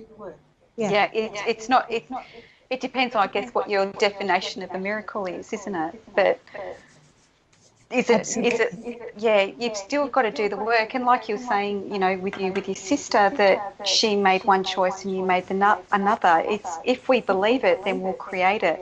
So for you, you were like, well, I believe that this isn't the end. This is just the beginning, and you can walk again and everything. And that's what you create. Whereas she just went, well. When I met Cameron Dawson, Leanne, and he said, this is what's wrong with you, he said to me, when you walked in here, hold your arms strong for me, basic kinesiology, 1, 2, 3, 4, 5, 6. He said you basically had 6 weeks to live. You'd have had another massive heart attack, and that would have been it. So that was 2002. So it's why what I do, like you, is such a passion. Yeah, and maybe a miracle is just that you listened. You listened, and you listened to your soul, and you went there. Exactly. Maybe that's the definition of a miracle. Yes. Well, I have some miracle children. Doctors told me when I had my first son, who's 50 next year, never have any more. It's too dangerous. I have 5 children. Whoa. I didn't know you had 5 kids. I've actually got 9, Sharon. 5 of my own and 4 extras. Oh, I've got My 4. God. That's enough. But yeah, the eldest one's 50 next year. Wow. That's why I tell you, I just pretend to be a sweet little old lady. Bobby says I like to be controversial. You're not sweet. I am too. That is not a word that I would describe you as. Oh, come on. You just burst my bubble. Leanne doesn't know you well enough, but believe me, Leanne, she is not sweet. There's a tartness there, but I love that tartness. Well, we've all got to have a backbone. Does it not make you sweet? Exactly. God. Okay. So, ladies, I didn't hear what you were discussing, but the last part. It sounded fascinating. So I'm looking forward to listening to the show at that part when I get off air. So. Yeah, it's a very good topic, because I know when I was learning kinesiology and it came up with the entities, and they're often called negative energies or negative entities, and for like you, Sheila, the wordology is very important. So for me, that just unwanted or unneeded. And there was so much controversy in the group when we were first talking about them, because some people just don't want to go there. They don't want to think that there's something more or anything like that. So it's an interesting topic in itself. It's fascinating for me, Leanne, because when I learned kinesiology, way back when, I'd already been working with this stuff for a long time, but differently. And the kinesiology course I did, I was the only student at the time. And so I had the teacher and her husband, who worked differently, but he would come and sit in with us, and we had some amazing conversations and things like that. So, and then I also studied holographic kinetics with Steve Richards, who's looking at man as a multidimensional being in a multidimensional world. So Steve's work was different again, but fitted with what I did. So this has been a fascination for me for such a long time. And I think because I had that attachment, and I always described it as I was sitting in the back seat of the car and someone else was driving.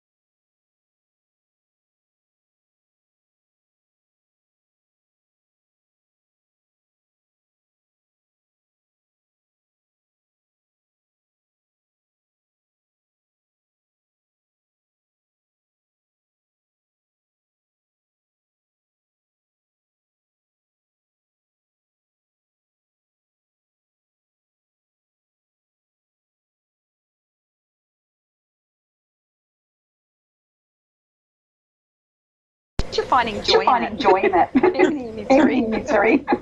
Well, I think you and I find lots of joy in what we do. And this is why I love doing the radio show, and especially these last, the last Thursday of the month we show. And he's back again with us. She disappeared off there. I'm back. Spiritual Quandaries. Welcome back. I can't believe that's the second time. Skype is just giving up the ghost on me, and I have to reboot my whole system each time. So I should talk fast.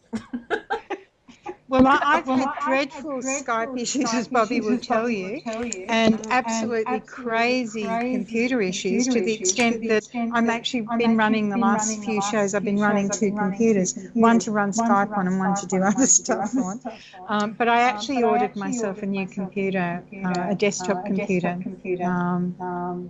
yesterday. So hopefully next week I'll have that. So rather than running two laptops, I'll actually have a keyboard and a monitor and stuff like that, which will be good. But we've had wonderful chats without you, Sharon. So it's all good. I have no doubt about it. You're both fascinating women, and again, I haven't recorded it, unfortunately, so I've missed out on a bit, so I'm a bit jealous. Never mind. Are you ready to try a new topic? We're nearly up to a break. It's 7:51 for you, 8:51 for me. Oh, okay.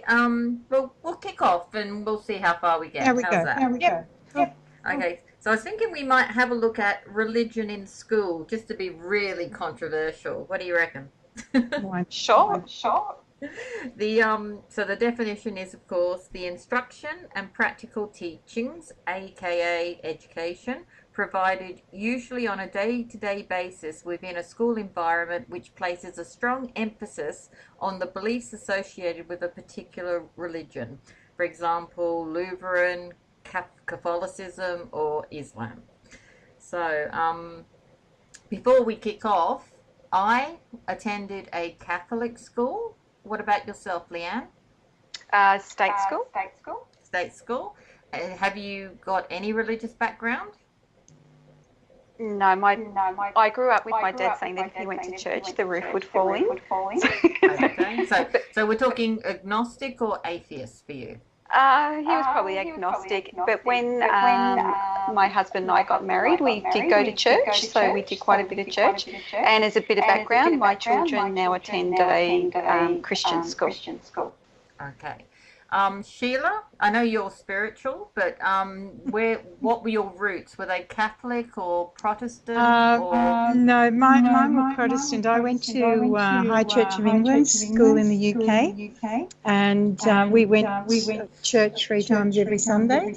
And then we went to Africa. So there was church, but not as much. But that's where I was introduced at a very early age, because we were like an expat community.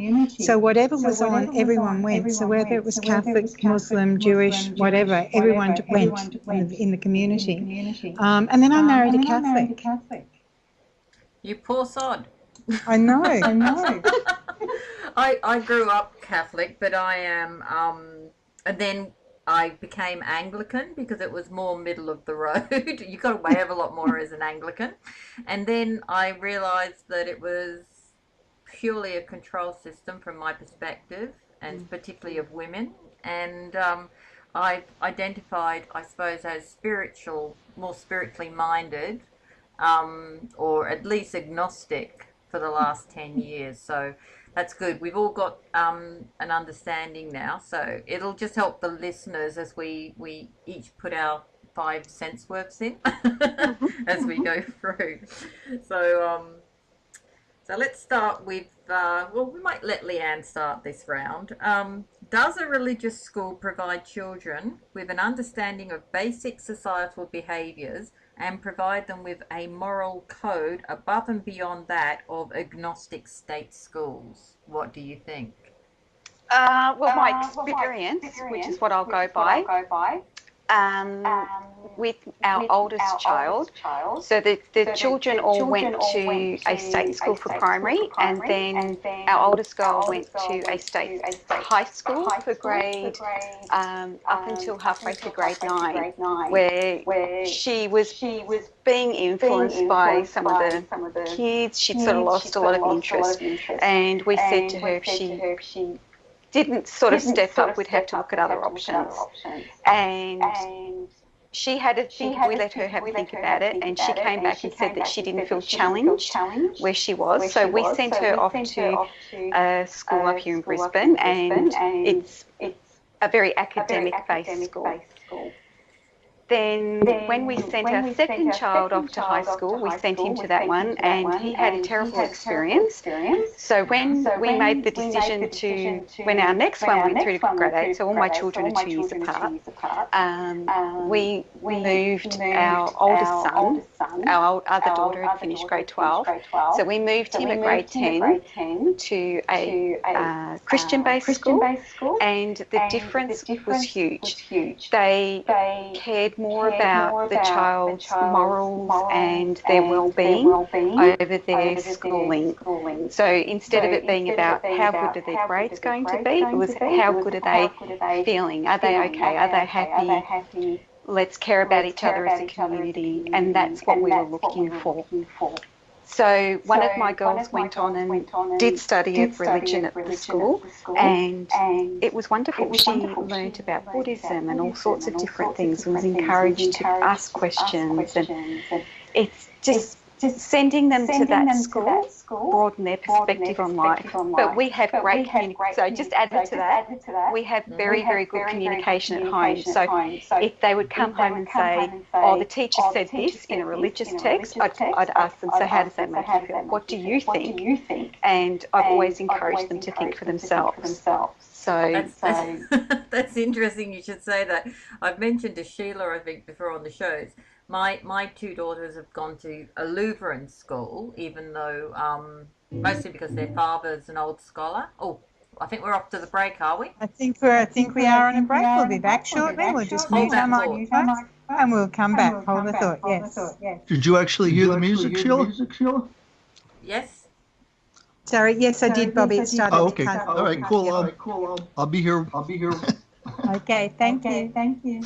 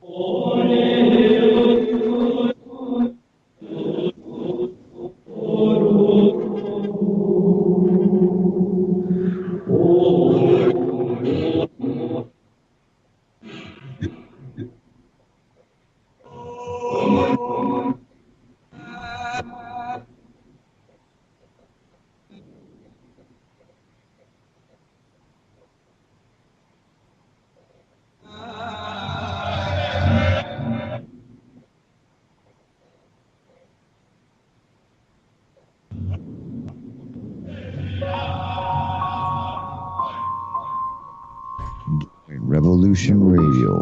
Every It's freezing in here. time on Studio B for Moment with Hope.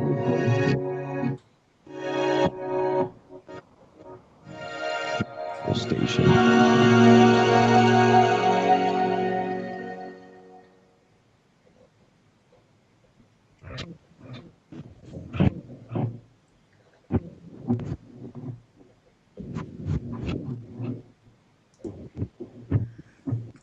Hi, Bobby. Are we back? I'm not sure. I can't No, hear any we're music still anymore. on the break, guys. Oh, okay. Cutting in and out.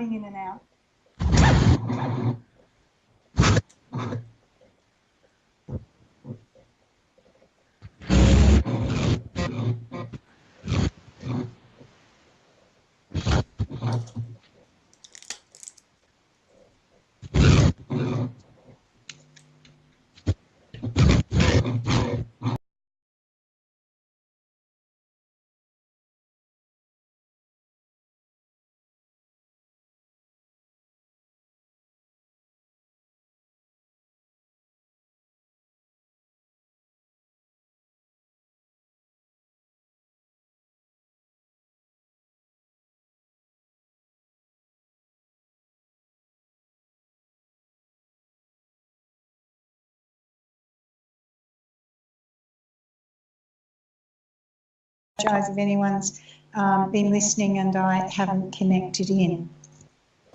And this evening, with my wonderful co-host Sharon Ann Rowland, editor of the Oddities E-Club magazine, and the lovely Leanne Caulkett, who's a visionary artist and a lady extraordinaire, and my wonderful producer Bobby Vicarious from Urban Psychosis. I got it right again, Bobby, twice in one night. How cool is Excellent. that? And I wanted to say happy Australia Day. Oh, thank you. That's tomorrow, Bobby. Well, I'm not going to talk to you tomorrow. Well, you could. We'll let you. I But figured I'd get that in before I forget. Thank you for Happy Australia Day. That's lovely. Do people get the day off for that or what? Definitely. Yes, mostly. Okay, that's a good thing right there. So, don't you get like Independence Day off? Is that your day? Yes, we do.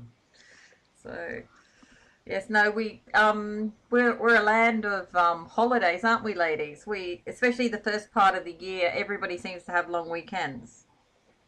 Yeah. Yeah, Yes. it's we're known. I think we're known for it. If we space them out a bit better throughout the year, it would be nicer, though. Mm. But anyway, so I think when we went to the break, I was just explaining something about my own experience. Is that correct? I've forgotten, ladies. Can you enlighten me? With your girls. And let me have a look at the question. Does a religious school provide children? School. Oh, that's right. I was talking about, yes. So you had just remarked, Leanne, that if something came up from that kind of the rhetoric from the school, you would then ask your son or daughter how they felt about it. Correct. Yes. That's right. Just make them see if it resonates with them or not. That's right. And I actually had then just said, well, I've had an interesting experience too, because my children went to Lutheran, and as I said, I went to Catholic, and then I've become pretty much agnostic, more of a spiritual entity now. And I would find myself on driving home from school. I pick my daughters up. I have always picked my daughters up from school and driven them home because we're on acreage, so it's a good 30 minutes in the car from the school. And on that 30-minute trip home, I'd spend my time deprogramming them. And it would be amazing stuff. So it wouldn't be every day, of course, but probably once or twice a week, especially when they were younger. I remember one time in particular, my youngest daughter had just done an assignment on various religions, and she basically told me how she wanted to become a Muslim. And I, you can imagine my reaction to that on the way home. And I was saying, oh, so, and I was pointing out a few of the things that she wouldn't be able to do if that went ahead, if that plan went ahead. And but a lot of the Yeah, so I spent a lot of time, and not just with the Muslim faith, but also with Lutheran, of course, because it's a Lutheran school, and predominantly Christian beliefs. And I personally think the parables are generally a good thing to focus on if you're going to focus on anything in Christianity, because they're more of a moral truth, aren't they? What do you think, ladies? Yeah, I think so. I think to make your kids think and make them think for themselves, but I found for me that it expanded their mind because it gave us an opportunity to question things, because they're going to face their whole life facing people who want to push their ideals onto them and things like that. Yeah. If you can put your kids in a situation where they're in an environment where there are very strong ideas and belief systems, but still make them go, well, that's really interesting, but I'm going to question it for myself, then they're going to be they're going to be more well-rounded. Yeah, no, I agree. I mean, I remember when I think it was year 11, and I was in religious education at my Catholic school, and we have been forced to go over to the church and do an afternoon mass, and I felt so ripped off by this, because I'd always only just do the Sunday morning Latin mass, because it was 30 minutes and that's all I had to give to God for every week. And the fact that I then had to, that's Sheila laughing, I think. And I remember feeling, we were marched over to the chapel, and then I had to sit through an hour, because it was not the Latin mass, it was obviously just in English. And I remember at the end of it, I was so peeved, I stood up, declared I was an atheist, and stormed out of the church. And this is year 11, Sharon. And as you can imagine, it went down like a lead balloon, and my mum was called in, and it was shocking. And I remember my punishment, and I should thank them for doing this, because it's put me on my current path, I think. My punishment was I had to host the next 3 religious education lessons to the class. I actually had to stand up and I had to go and research the Holy Trinity, and I had to explain that over the next 3 lessons. Can you imagine that? So it wasn't that they wanted me to actually learn the doctrine, and the dogma. So, and I had to stand up the front and I had to say it. And because I was usually the student that sat there and went, why, miss? Why is that the case? Why would you do that? And like, I'd say things like, that's silly. I wouldn't do that if I were that person. I'd do this. And they'd say, well, that's not what they did, Sharon. So, and I actually have to thank them for doing that, because it was the moment I realised I wanted to be an educator, a teacher, and I wanted to, and it's when I fell in love with researching. It was the first time I'd actually ever done any research. I know, surprising, year 11, and I hadn't done any research at that point. But school never really, school very didn't hold any illusion for me. I thought it was a very boring thing to do when I could be outside doing other things. But I know that the time I've spent with my kids in the car, that 30-minute drive home, deprogramming them every time, has been invaluable. Sheila, did you do any deprogramming with your 9? Well, I actually, Sharon, was such a good little girl growing up that I got top marks in religious studies. Brown nose. Oh, God. I feel naughty now. Was I the only rebel?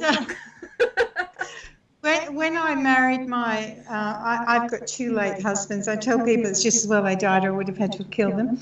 But the first one, who was a wonderful, wonderful man, has been passed away for about 26 years. So he was my children's stepfather, and he was brought up Catholic, and two of his aunts were sisters of St. Joseph, the Black Josephs, the nuns. Oh, yeah. Yep.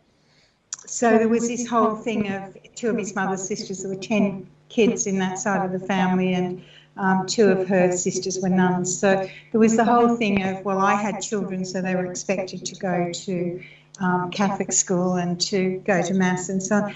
Unfortunately, I was the one who took them to Mass. I didn't see John getting out of bed early on Sunday morning to go to Mass unless one of his aunts happened to be visiting. So there was a bit of a, hey, hang on, this is your religion, not mine. Exactly. And our local priest refused to marry us, etc., because, I was this dreadful woman. And we might go into that another day. Anyway. But you're so sweet. I know, but it's like wine, Sharon. I've improved with age. Oh, okay. I found it quite funny at times. So, because, I've given up a lot of this over the years. I'm actually a metaphysical minister. Officially the Reverend Mrs. whatever. Not something I talk about particularly often. But to me, when people talk about going to church, I tend to refer to churches and shopping centres in the one breath, because I reckon they're all created around the same sort of situation. Normally churches have got a high pointed roof, and, everyone's there for the same reason, which is taking energy off the earth. And shopping centres tend to be built around a hollow middle, so everyone again is there for the same reason, which is to spend money and hope that they've got enough, and all that energy funnels up through that hollow centre. So it's not very often that you find me in a shopping centre or a church, to be honest. No, I avoid them too. But I found as the kids got older, I made it their choice. If you want to go to Mass, that's your choice, but you're at the age now where you do not need me to come and sit there and, dig you in the ribs if you're not behaving yourself. And if you want to follow a religion, that's up to you, but it's not something I'm going to force. So John's family were not particularly happy about it, but they weren't happy about me anyway, so that really didn't matter.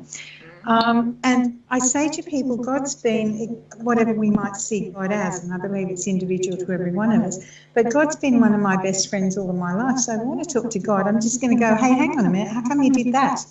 I do not need to go to church and ask someone to pray to God so that I can get a message. It's like I could be in the shower and having a chat to God, or driving down the road. I basically see, and I do upset people by saying, when God made man, she made a mistake, because I believe God's probably female. That's the Sheila version. Why would I not have attached to someone who I see as, we're part of God, God's part of us? If you look at that whole, why are we here, where do we come from, energetically? Exactly. Yeah. I'm with you. So, Leanne, should parents have the right to send their kids to a school of their own religious denomination, even though it's been shown that some religious schools teach behaviour that goes against societal laws and its standards? I read this question, I was like,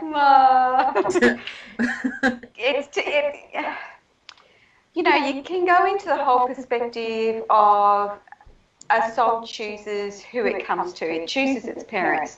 So there would be an intention that that soul knows what it's going in for. Do I know that's absolutely correct? No, I don't. Does a parent have the right to do that? I know. For me, I believe that if you're going to be a parent, then you should respect the child because they're a person. Does that mean that you should shove down their throat what you think is the right thing? No, I don't. I think you should teach your child to make their own decisions, just like both of you were saying, and I've done the same thing. If your child wants to follow a religion, it's their choice, but make an informed choice. That's what I think parents should do.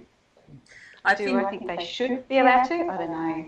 I think that question came out of, there was a report on TV where, I won't say the religion, but there was books found in this particular library which were very, what's the word, basically saying that the women or the children inside the religion, the females, were to be seen and treated in a certain way.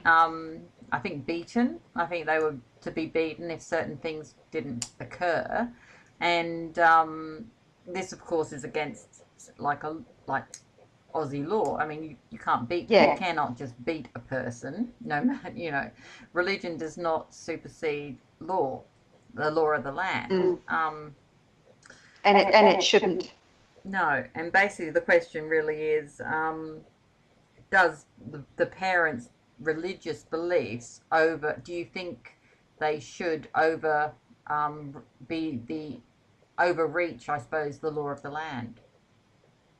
Yeah, I don't think so. Particularly, we're so lucky to live in Australia. We have this, because I've got convict blood, so like for me, I've been here forever and a day for in my family sense. So to have been brought up in a very traditional Australian lifestyle, it's such a gift because there's so much freedom in it. We could ride our bikes, we could do all those sorts of things, and then you have these religions that are so strict, and they just don't, particularly to women, they just some and they just don't value women, and that to me is a loss for living in Australia. We do have this freedom. And this right to expression and to be who you are, and to me it's like a soul level being here to be able to be such a beautiful sense of freedom that we do have, that we can be informed and we can be educated and then make our decisions. If a parent's going to stick their kids in something that goes against our rules, no, I don't think they do have the right for that. No, personally, I don't think that religion should have a part in any school. That's my personal. I think all schools should be like hospitals, like courts. The judicial system, the medical system, and the education system in a country, I think, should be secular. And I don't think there should be separate Catholic schools. I don't think there should be separate, Lutheran or any of the or Greek Orthodox. I don't think any school should be. I think the only place religious belief belongs is in a church or a synagogue, or I think the tenets of society, or the pillars of society, like the education system, like the medical, all of this should be secular, because otherwise it's, well, I mean, what's the reason you sent your kids to a religious-based private school, Leanne? Is it the same as mine, which was to give them a better education? No, mine was that I wanted them to be looked after. I wanted them to be treated as individuals, and that their mindset was of more value than the level of education that it's going to manifest for the school environment. I think for me, because I got to experience all three with our children, we got the state school, we got a more elite academic school, and we've had a Christian school. With the state school, it can be a bit of hit and miss, because it's such a mixed bag of people that go. So you unfortunately do have a lot of potential there for a rougher element. Then we went to the academic school, and it was only about how much money that school was making, and how many people they can get in by posting such great results. And the child's state of mind was not of value. then to go to a school where they were a Christian entity, but they valued the child as an individual. And I remember our youngest boy was in grade 6 when he went there, and we went to the orientation morning, and the teacher stood up in front of class and said, now, as you know, we're a Christian school and we teach Christian values, and we do stop through the day and we do a prayer. But if you don't want to be part of that, that's okay, and you are welcome here. And to me, that was like, why can't they all be like that? Yes. It's not difficult.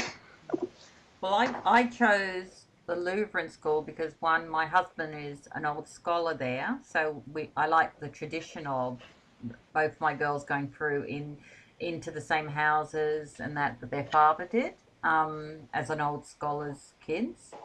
I also wanted them to have some moral guidance, which I felt was lacking in the state system. And also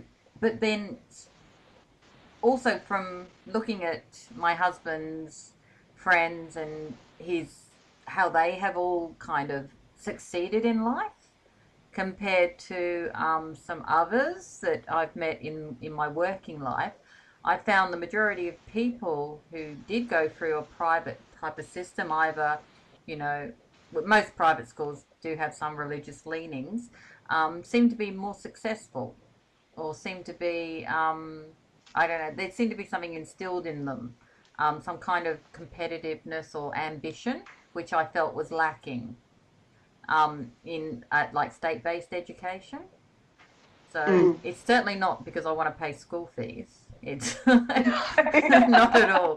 But also my own experience going through the Catholic private system was, and we're talking late 80s here, I felt they just wanted to pump out a wife and a good mother rather than somebody who had a brain. So I had a very negative view on, I suppose, the Catholic private system, and it took my husband a long time to convince me to give Lutheran education a trial.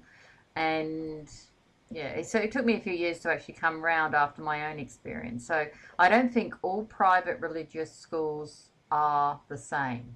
And I don't think that there are particularly, I mean, the area I live in has 2 state schools which rate in the top 5 schools in Brisbane. So I don't think it's going to a state school is also a barrier to achieving an OP1. Do you know what I mean? So yeah, definitely. So because we stayed in contact with. Yeah, we stayed in contact with some of the children from the state high school, and one of them walked out and he got he did the VET training and got a great OP, and now he's a teacher himself. So it does come down to the individual as well. Exactly. But as a parent, you try to make the best choice that you can at the time. And I think that you just hit the nail on the head. That's exactly what it is. And I think, to me, religion, I suppose, sending the religion of the school, I suppose the only thing that would have made me think twice is if it was a Catholic school on offer, because I've had such a bad experience. So, well, it was not really a bad experience. It was more I think the little feminist inside me objected a lot more than most. That's about it. Okay. So, Sheila, should parents have the right to send their kids to a school of their own religious denomination, even though it's been shown that some religious schools teach behaviour that goes against societal laws and standards? What do you think? I'm with you. I think religion should be kept out of schools for a number of reasons. And when you have got, and not just Catholic and Lutheran, but I've got a lady coming hopefully next month to be a guest who grew up in a cult and then married someone who'd been her private tutor in that cult, and then went on to joining as a family another cult. Wow. So, very interesting lady. And she's got a book coming out next month. I thought you might be interested in doing an interview with her, Sharon. Yeah, I was about to say, look, send me her details. I will, absolutely. But having worked over a number of years with people who've come out of cults, and there are about 300 different ones in Australia, interestingly enough. That's a lot. It is a lot, isn't it? Most people wouldn't be aware of that. No. So, again, a lot of these religious, in inverted commas, schools, which deal only with their own particular people, their own particular religion, are not necessarily teaching people to be part of society or to follow the laws and the standards of the country. They set them apart, and I think that's an unfortunate way of looking at it. But I also look at, and I don't want to go into detail, maybe another time, but how schools are run at the moment. You know, as parents, you actually do not have any rights. The government owns your children. You might think that you're children. Find out differently sometimes. And the some of the laws that have passed in the last 10 years basically say that parents technically do not have any rights, and that the school should always support the child over and above the parent. Well, that would be interesting to see it put into practice, hey? I'll chat to you about it off air, yes. I have a couple of friends who are married, and they've got 2 children, and they've been homeschooling for the last 3 or 4 years, and we only catch up once every so often, but each time there's always an issue, you know, with they've been made to do this, or they've been made to do that, or the government wasn't happy with this, or the government wasn't happy with that, and they're the 2 most conscientious people I've ever met in my life. And I know for a fact that they get continually messed with because they are homeschooling, and they've had to go to incredible lengths to be able to do this. They've actually got a little community in Brisbane of, I think there's about 20 sets of parents, and they've all set up their own little home school, and it's really challenged the education department here. And I think the education department in Queensland is not out to get them, but is making their life as difficult as possible, because they're proving that, I mean, their kids are coming out very smart, and like we're talking, like, what the reason I'm in contact with, I won't say their names, this lovely couple, is we are on the natural living side of things. Like, we do a lot of DIY days together, and we share recipes and learn how to make kombucha and things like that together. So from a health perspective, they're also into that sort of thing, like natural living, and I think that's also a key part to raising children in today, like making sure that the food and the water that they drink is, chemical free. And I think that helps a lot with the thinking processes, especially when a child is growing. So I know exactly, yeah, you and I will have a chat offline, Sheila. I should put you in touch with this couple, because I haven't done any articles on what they've been experiencing, but I think in about 4 or 5 years, it would be worthy of looking back on what they've had to endure, you know? Absolutely, yeah. Okay, so, here you go. Here's my big question. I'll start with Leanne. Should state schools remain secular, Leanne, and not teach or perform any religious dogma or activities, excluding history, of course? For state schools,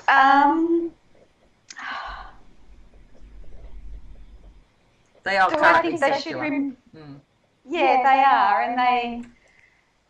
Look, I think, like you were saying before, some of the parables, they're good moral stories that can help, give an understanding, because that's what they are. They're just a story. So there's good things within religion. If you look for it, it's when it becomes dogmatic and stuff like that. So Well, I remember when I was at did state school, and we would have a religious class once a week, and we'd be told a little story and things like that. And you could relate it to, it's my cat throwing things around. You could relate it to certain things in your life. And if you don't have that, does that mean that the kids don't have a space where they can go to, and how do they get that moral perspective across? Yeah, if it's not in that kind of a story? So, because I remember, all those years ago when I was at school, it wasn't a set religion, it was just religion, and it wasn't Catholic or Anglican or anything like that. It was just more about a time to reflect on your morality. So perhaps it needs to be reworded, but I think it's needed. I think that kids do need something that gives them a moral compass, and stories, because we all relate to stories. Yep, no, look, I agree. I believe there has to be something put in place. Does it need to be attached to a deity? Maybe not. No. Yeah, I agree. Yeah. And so I think we're on board. So Sheila, should state schools remain secular and not teach or perform any religious dogma or activities? I feel they should, because there are so many religions around the world.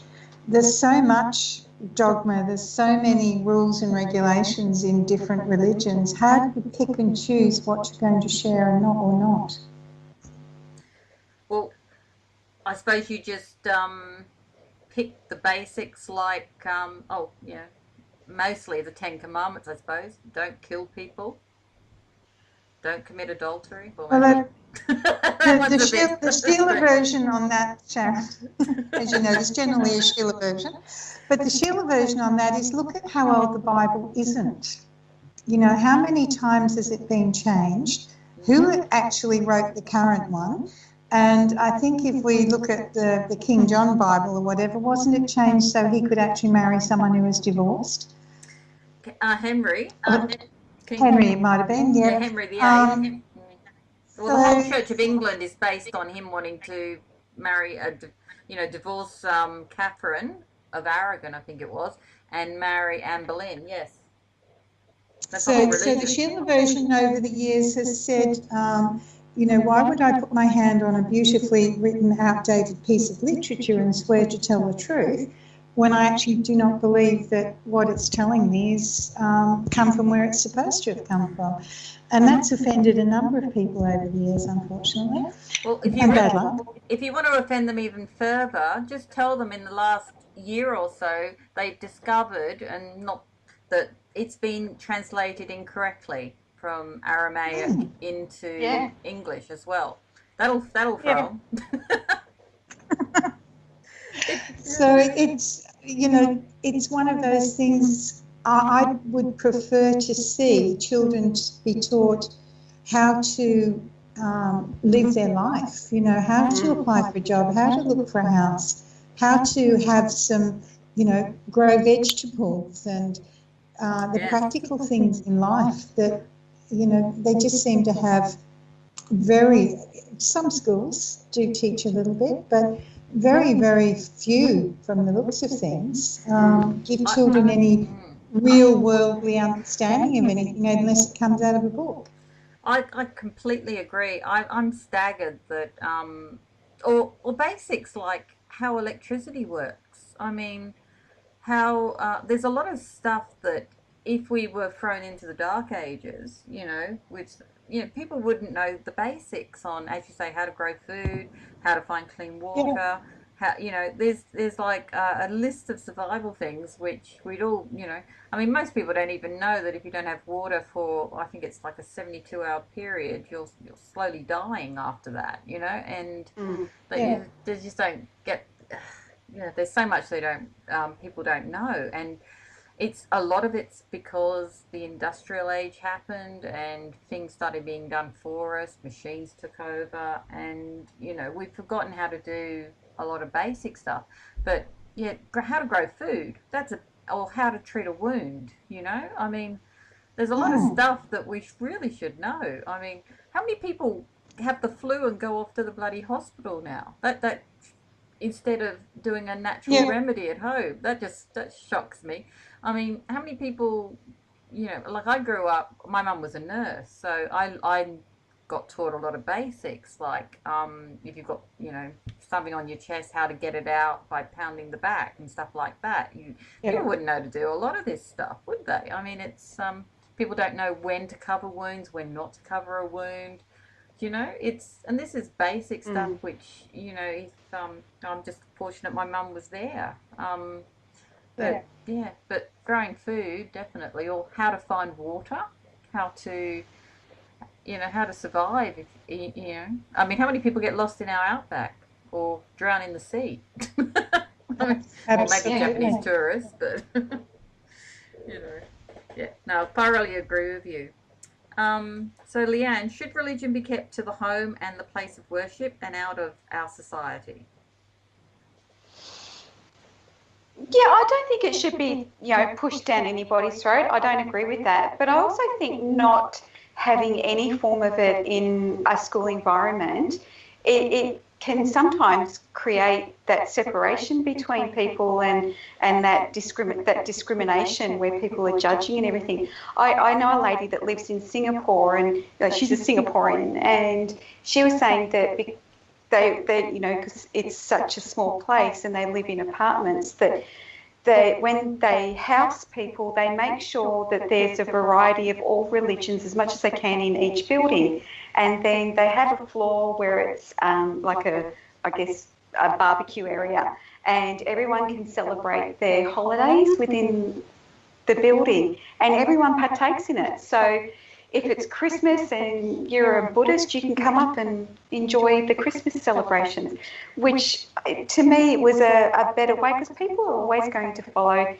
There's always going to be people that follow a religion. But if you can honour each other and go, I appreciate that you believe in that religion and I respect you for it, but just don't throw it down my throat. And if we can all mutually live in respect of each other, then that's a better place that we live in. So excluding it completely and not teaching our kids about different religions, I don't agree with. I think I've seen my kids learn other religions and how it's opened their minds to the different ways that other people think, and it's made them more well-rounded. So, yeah, it shouldn't be taught in a dogmatic way. Okay. Sheila, should religion be kept to the home and the place of worship and out of our society? I'm with Leanne on this one. I think if we do not learn anything about other religions, and as I said, for me, I, you know, got to experience lots of different ones. And if you think about some of the obscure religions, if you like, it was very easy, for example, for people in Africa to accept Christianity, because what the Christians talked about as angels, they saw as the spirits that, you know, they communicated with. And you'll find a lot of people, especially in Africa, who tell you that they're Christian, will go to church, and they're very often that, you know, very loud gospel type services, but then they go home and follow their own spirituality, if you like, in as far as spells and curses and voodoo. Yes, so it kind of runs hand in hand, basically, which I always find quite fascinating. So if we never experience what someone else's religion is about, we're never going to have an understanding of it. And, you know, if we look at, and I personally don't see Islam, I know you've got it down the bottom, as a religion, but if people are saying, well, why would these people go and blow themselves up or kill themselves for their religion, if you have no understanding of what they've been indoctrinated with, if you like, rather than perhaps taught from being very, very young, then how can you appreciate or judge or make an informed decision even on why those people behave in a certain way? Good How point. do you understand them if you don't know anything about it? Good point. So now, a couple of shows back, we debated spiritual elitism, Leanne. This was one of our earlier shows. And spiritual elitism basically is where somebody holds over their spiritualness, shall we say, they're over the, say, somebody that's just coming in to learn about more spiritual fodder, and it's ego-based. It's rather than what being spiritual is really all about. So my next question is a religious organization just another form of spiritual elitism, a way of holding over their holier than thou attitude? Oh, I think it can be, but I don't think someone needs to be religious to have it. So, I think that's just human nature, where some people just have incredibly large egos and, need to be elite in some way. So you're going to find it in any walk of life, whether it's, you go to mind, body, spirit, and there's plenty of spiritual elitism. Oh, yes. Are you going to be there shortly? Are you going to be there? Yes, I am. So that's next month. And I always have. Yes, it is. It's the weekend, 23rd of February, around that weekend. Is it down the Gold Coast? No, this is the Brisbane one. So Health and Harmony is the Gold Coast one, and that was on last weekend. But yeah, MBS is second last weekend of February. But they're everywhere. Where they and they've got to wear it's just the same with religion. They've got to wear their whole costume. Must wear all white, or all that sort of stuff. I know who you're talking about. I know exactly who you're talking. Lot of them. Oh, there's one in particular. A lot of them. And it's that whole thing. So it's just not religion. It's anywhere. But you've also got it in different businesses as well. So you work for a certain company or whatever. It's just human nature where people just get stuck in their ego, whether it's got religion on it or spiritualism or corporations. I suppose I kind of went to the whole, like, the people who say, oh, I go to church every Sunday are the same people that are having an affair with their secretaries. Do you know what I mean? Oh, yeah. Yeah, but that's the thing. The ones that have these huge egos, they're usually the ones that they're not the real deal. Because if you're the real, you've got to. And I always say, if you're looking for, people come to me and go, I'm looking for a reader or a healer or whatever. Always go to someone who's walking their talk. Don't go to someone who just talks a talk. Look at their life and see what sort of life are they, what sort of person are they. And then make that decision, because they're everywhere. They are. Unfortunately. So, Sheila, is a religious organisation just another form of spiritual elitism? Yeah, I think so. And if we look at that, that's probably a broad sweeping statement for me, but if we look at that, and we were talking about pedophiles before, I was reading yesterday about that priest in America who had molested at least 200 boys. I read that and too. Was forgiven by the Pope, not this current Pope, but a previous one. It's like, how dare you? Yeah. How dare you say that, that person's religious status allows them to be forgiven for ruining the lives of so many people? That's elitism to me. Who made you God, basically? Well, technically the Pope is God. He's God on earth. That's how it works. Not in my eye. That's not elitism, is it? I do remember that from my upbringing. Basically, the Pope is God on earth. So God did actually agree to it, Sheila. God. Well, sorry, but you got it wrong, and this test you fixed it. So what you're technically saying is God got it wrong. Yes. Oh, Sheila. Well, God on earth did. So did lightning just strike you? No. And I've said far worse, Sharon, and it hasn't. So. Oh, that's funny. That's funny. Well, it's someone's interpretation of what God says or what God means, and that can be very man-made, can't it? Or, you know, convenient at the time to whatever the population will accept, etc., etc. That's what my ex-husband used to call me, the irreverent reverend, because I say what I think, basically, and it's why I do not follow a religion. Yeah, no, look, I'm with you there.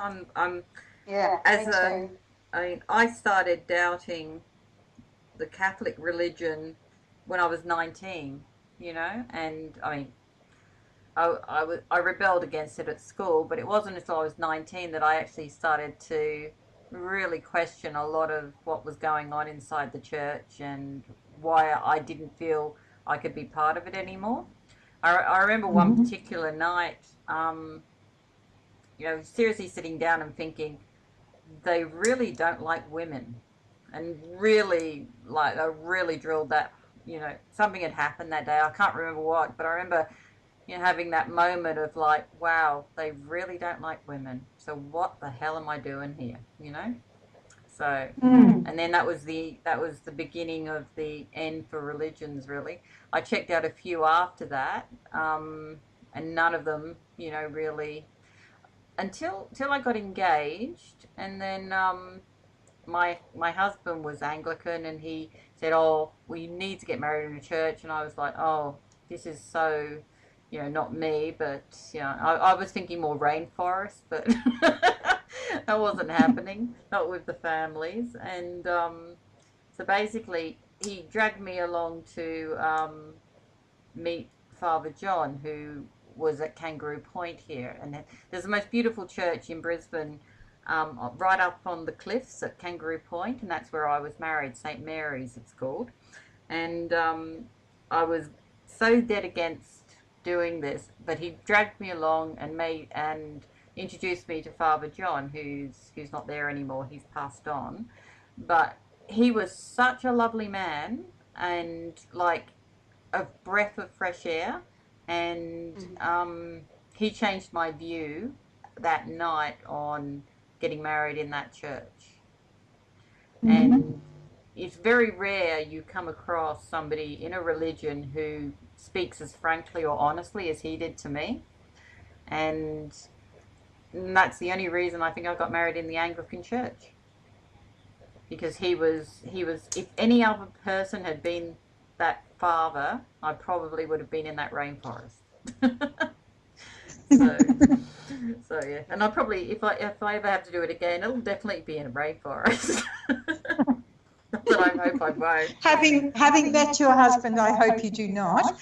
No, I got a good one. Hey, Sheila. So He's lovely. So, Leanne, do you think a religious upbringing has hindered your development consciously? And if so, in what way? Well, growing up, I didn't have one. Oh, you didn't? That's right, sorry. No. But I always found a fascination. I remember when I think I would have been grade 9, I think it was grade 9, and we did have a like a Christian music band come to us, and I was like, oh, this is so awesome. And it was great, I loved it. And I've always enjoyed going into sacred spaces. So for me, it's that moving into that space of, which I think is what religion tries to find within itself, is that we are all love. I remember when I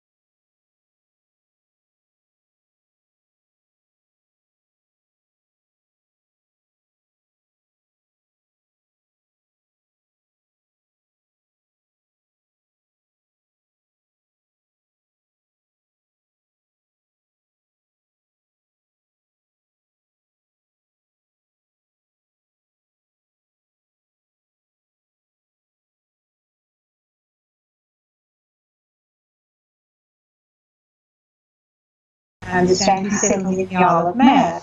I'm So back. I had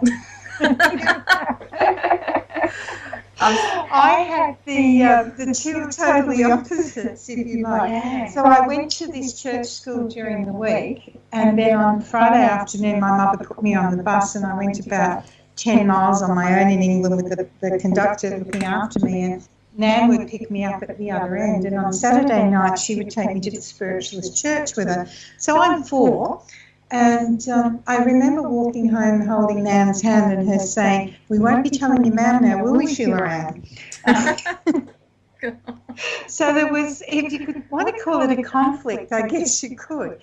But I learned to balance what I learned in, school and going to church and Sunday school with, when I was with my parents, with the fact that Nan read the tea leaves and Granddad always put Chibop on the horses for me when I was a little girl, with that it was about who you were on the inside, not what the outside trappings were. And I actually taught Sunday school at about 16, Sharon, in a Presbyterian church, because we went to Western Australia and my mother took us along to the Church of England church, and it was just a service and nobody was particularly friendly. And then a girl I went to school with said, would I like to go to church with her? And she was Presbyterian. So the minister said to me as we were leaving, "Oh, you're new, I haven't seen you before, and where do you live?" And turned up on my mother's doorstep a couple of days later to welcome her to the community. And so my mother was quite rapt, not that she went, but we all had to go. Sounds like something I'd do. And I was part of the church plays and helping with Sunday school and all of that good stuff in the St John ambulance until I did this absolutely. And my family, Leanne, like Sharon's mum being a nurse, my mother was a nursing sister, my father taught nursing, director of nursing. So my father's telling his students, you do not do this and you do not do that. And then the local doctor rings and says, "Did you know Sheila's pregnant?" Didn't tell me, just told Dad. So about 3 days later, nobody had said anything, and all of a sudden it came out in a rush, and there's the front gate from my mother, "Don't bother darkening it again," and I wasn't quite 18. So the church and the St John ambulance decided that I wasn't someone, persona non gratis, I think they call it. Please do not darken the doors again. You naughty girl. Wow. There you go. So, yeah, I think we're almost out of time, guys. That could be the music cutting in. We'll talk until Bobby throws us off. Yes, I think it is. So thank you, Leanne. Thank you, Sharon. Been wonderful. Thank you sorry both. we didn't have Lauren, but we've had an enormously fantastic time. Yes, I've had a lot of fun this time. Maybe we should just keep it to one person next time, Sheila, until we get to say more. We can do that. All right. Wonderful. Thank you. Thank you for coming on, Leanne. Look out for Leanne's oracle cards and for Sharon's comic consciousness and the Oddities E-Club magazine. And I'll be back with you next week. Bye now. Take Bye, care. ladies. Excellent show. Thanks, Bye, Bobby. Bobby. Bye. Take care.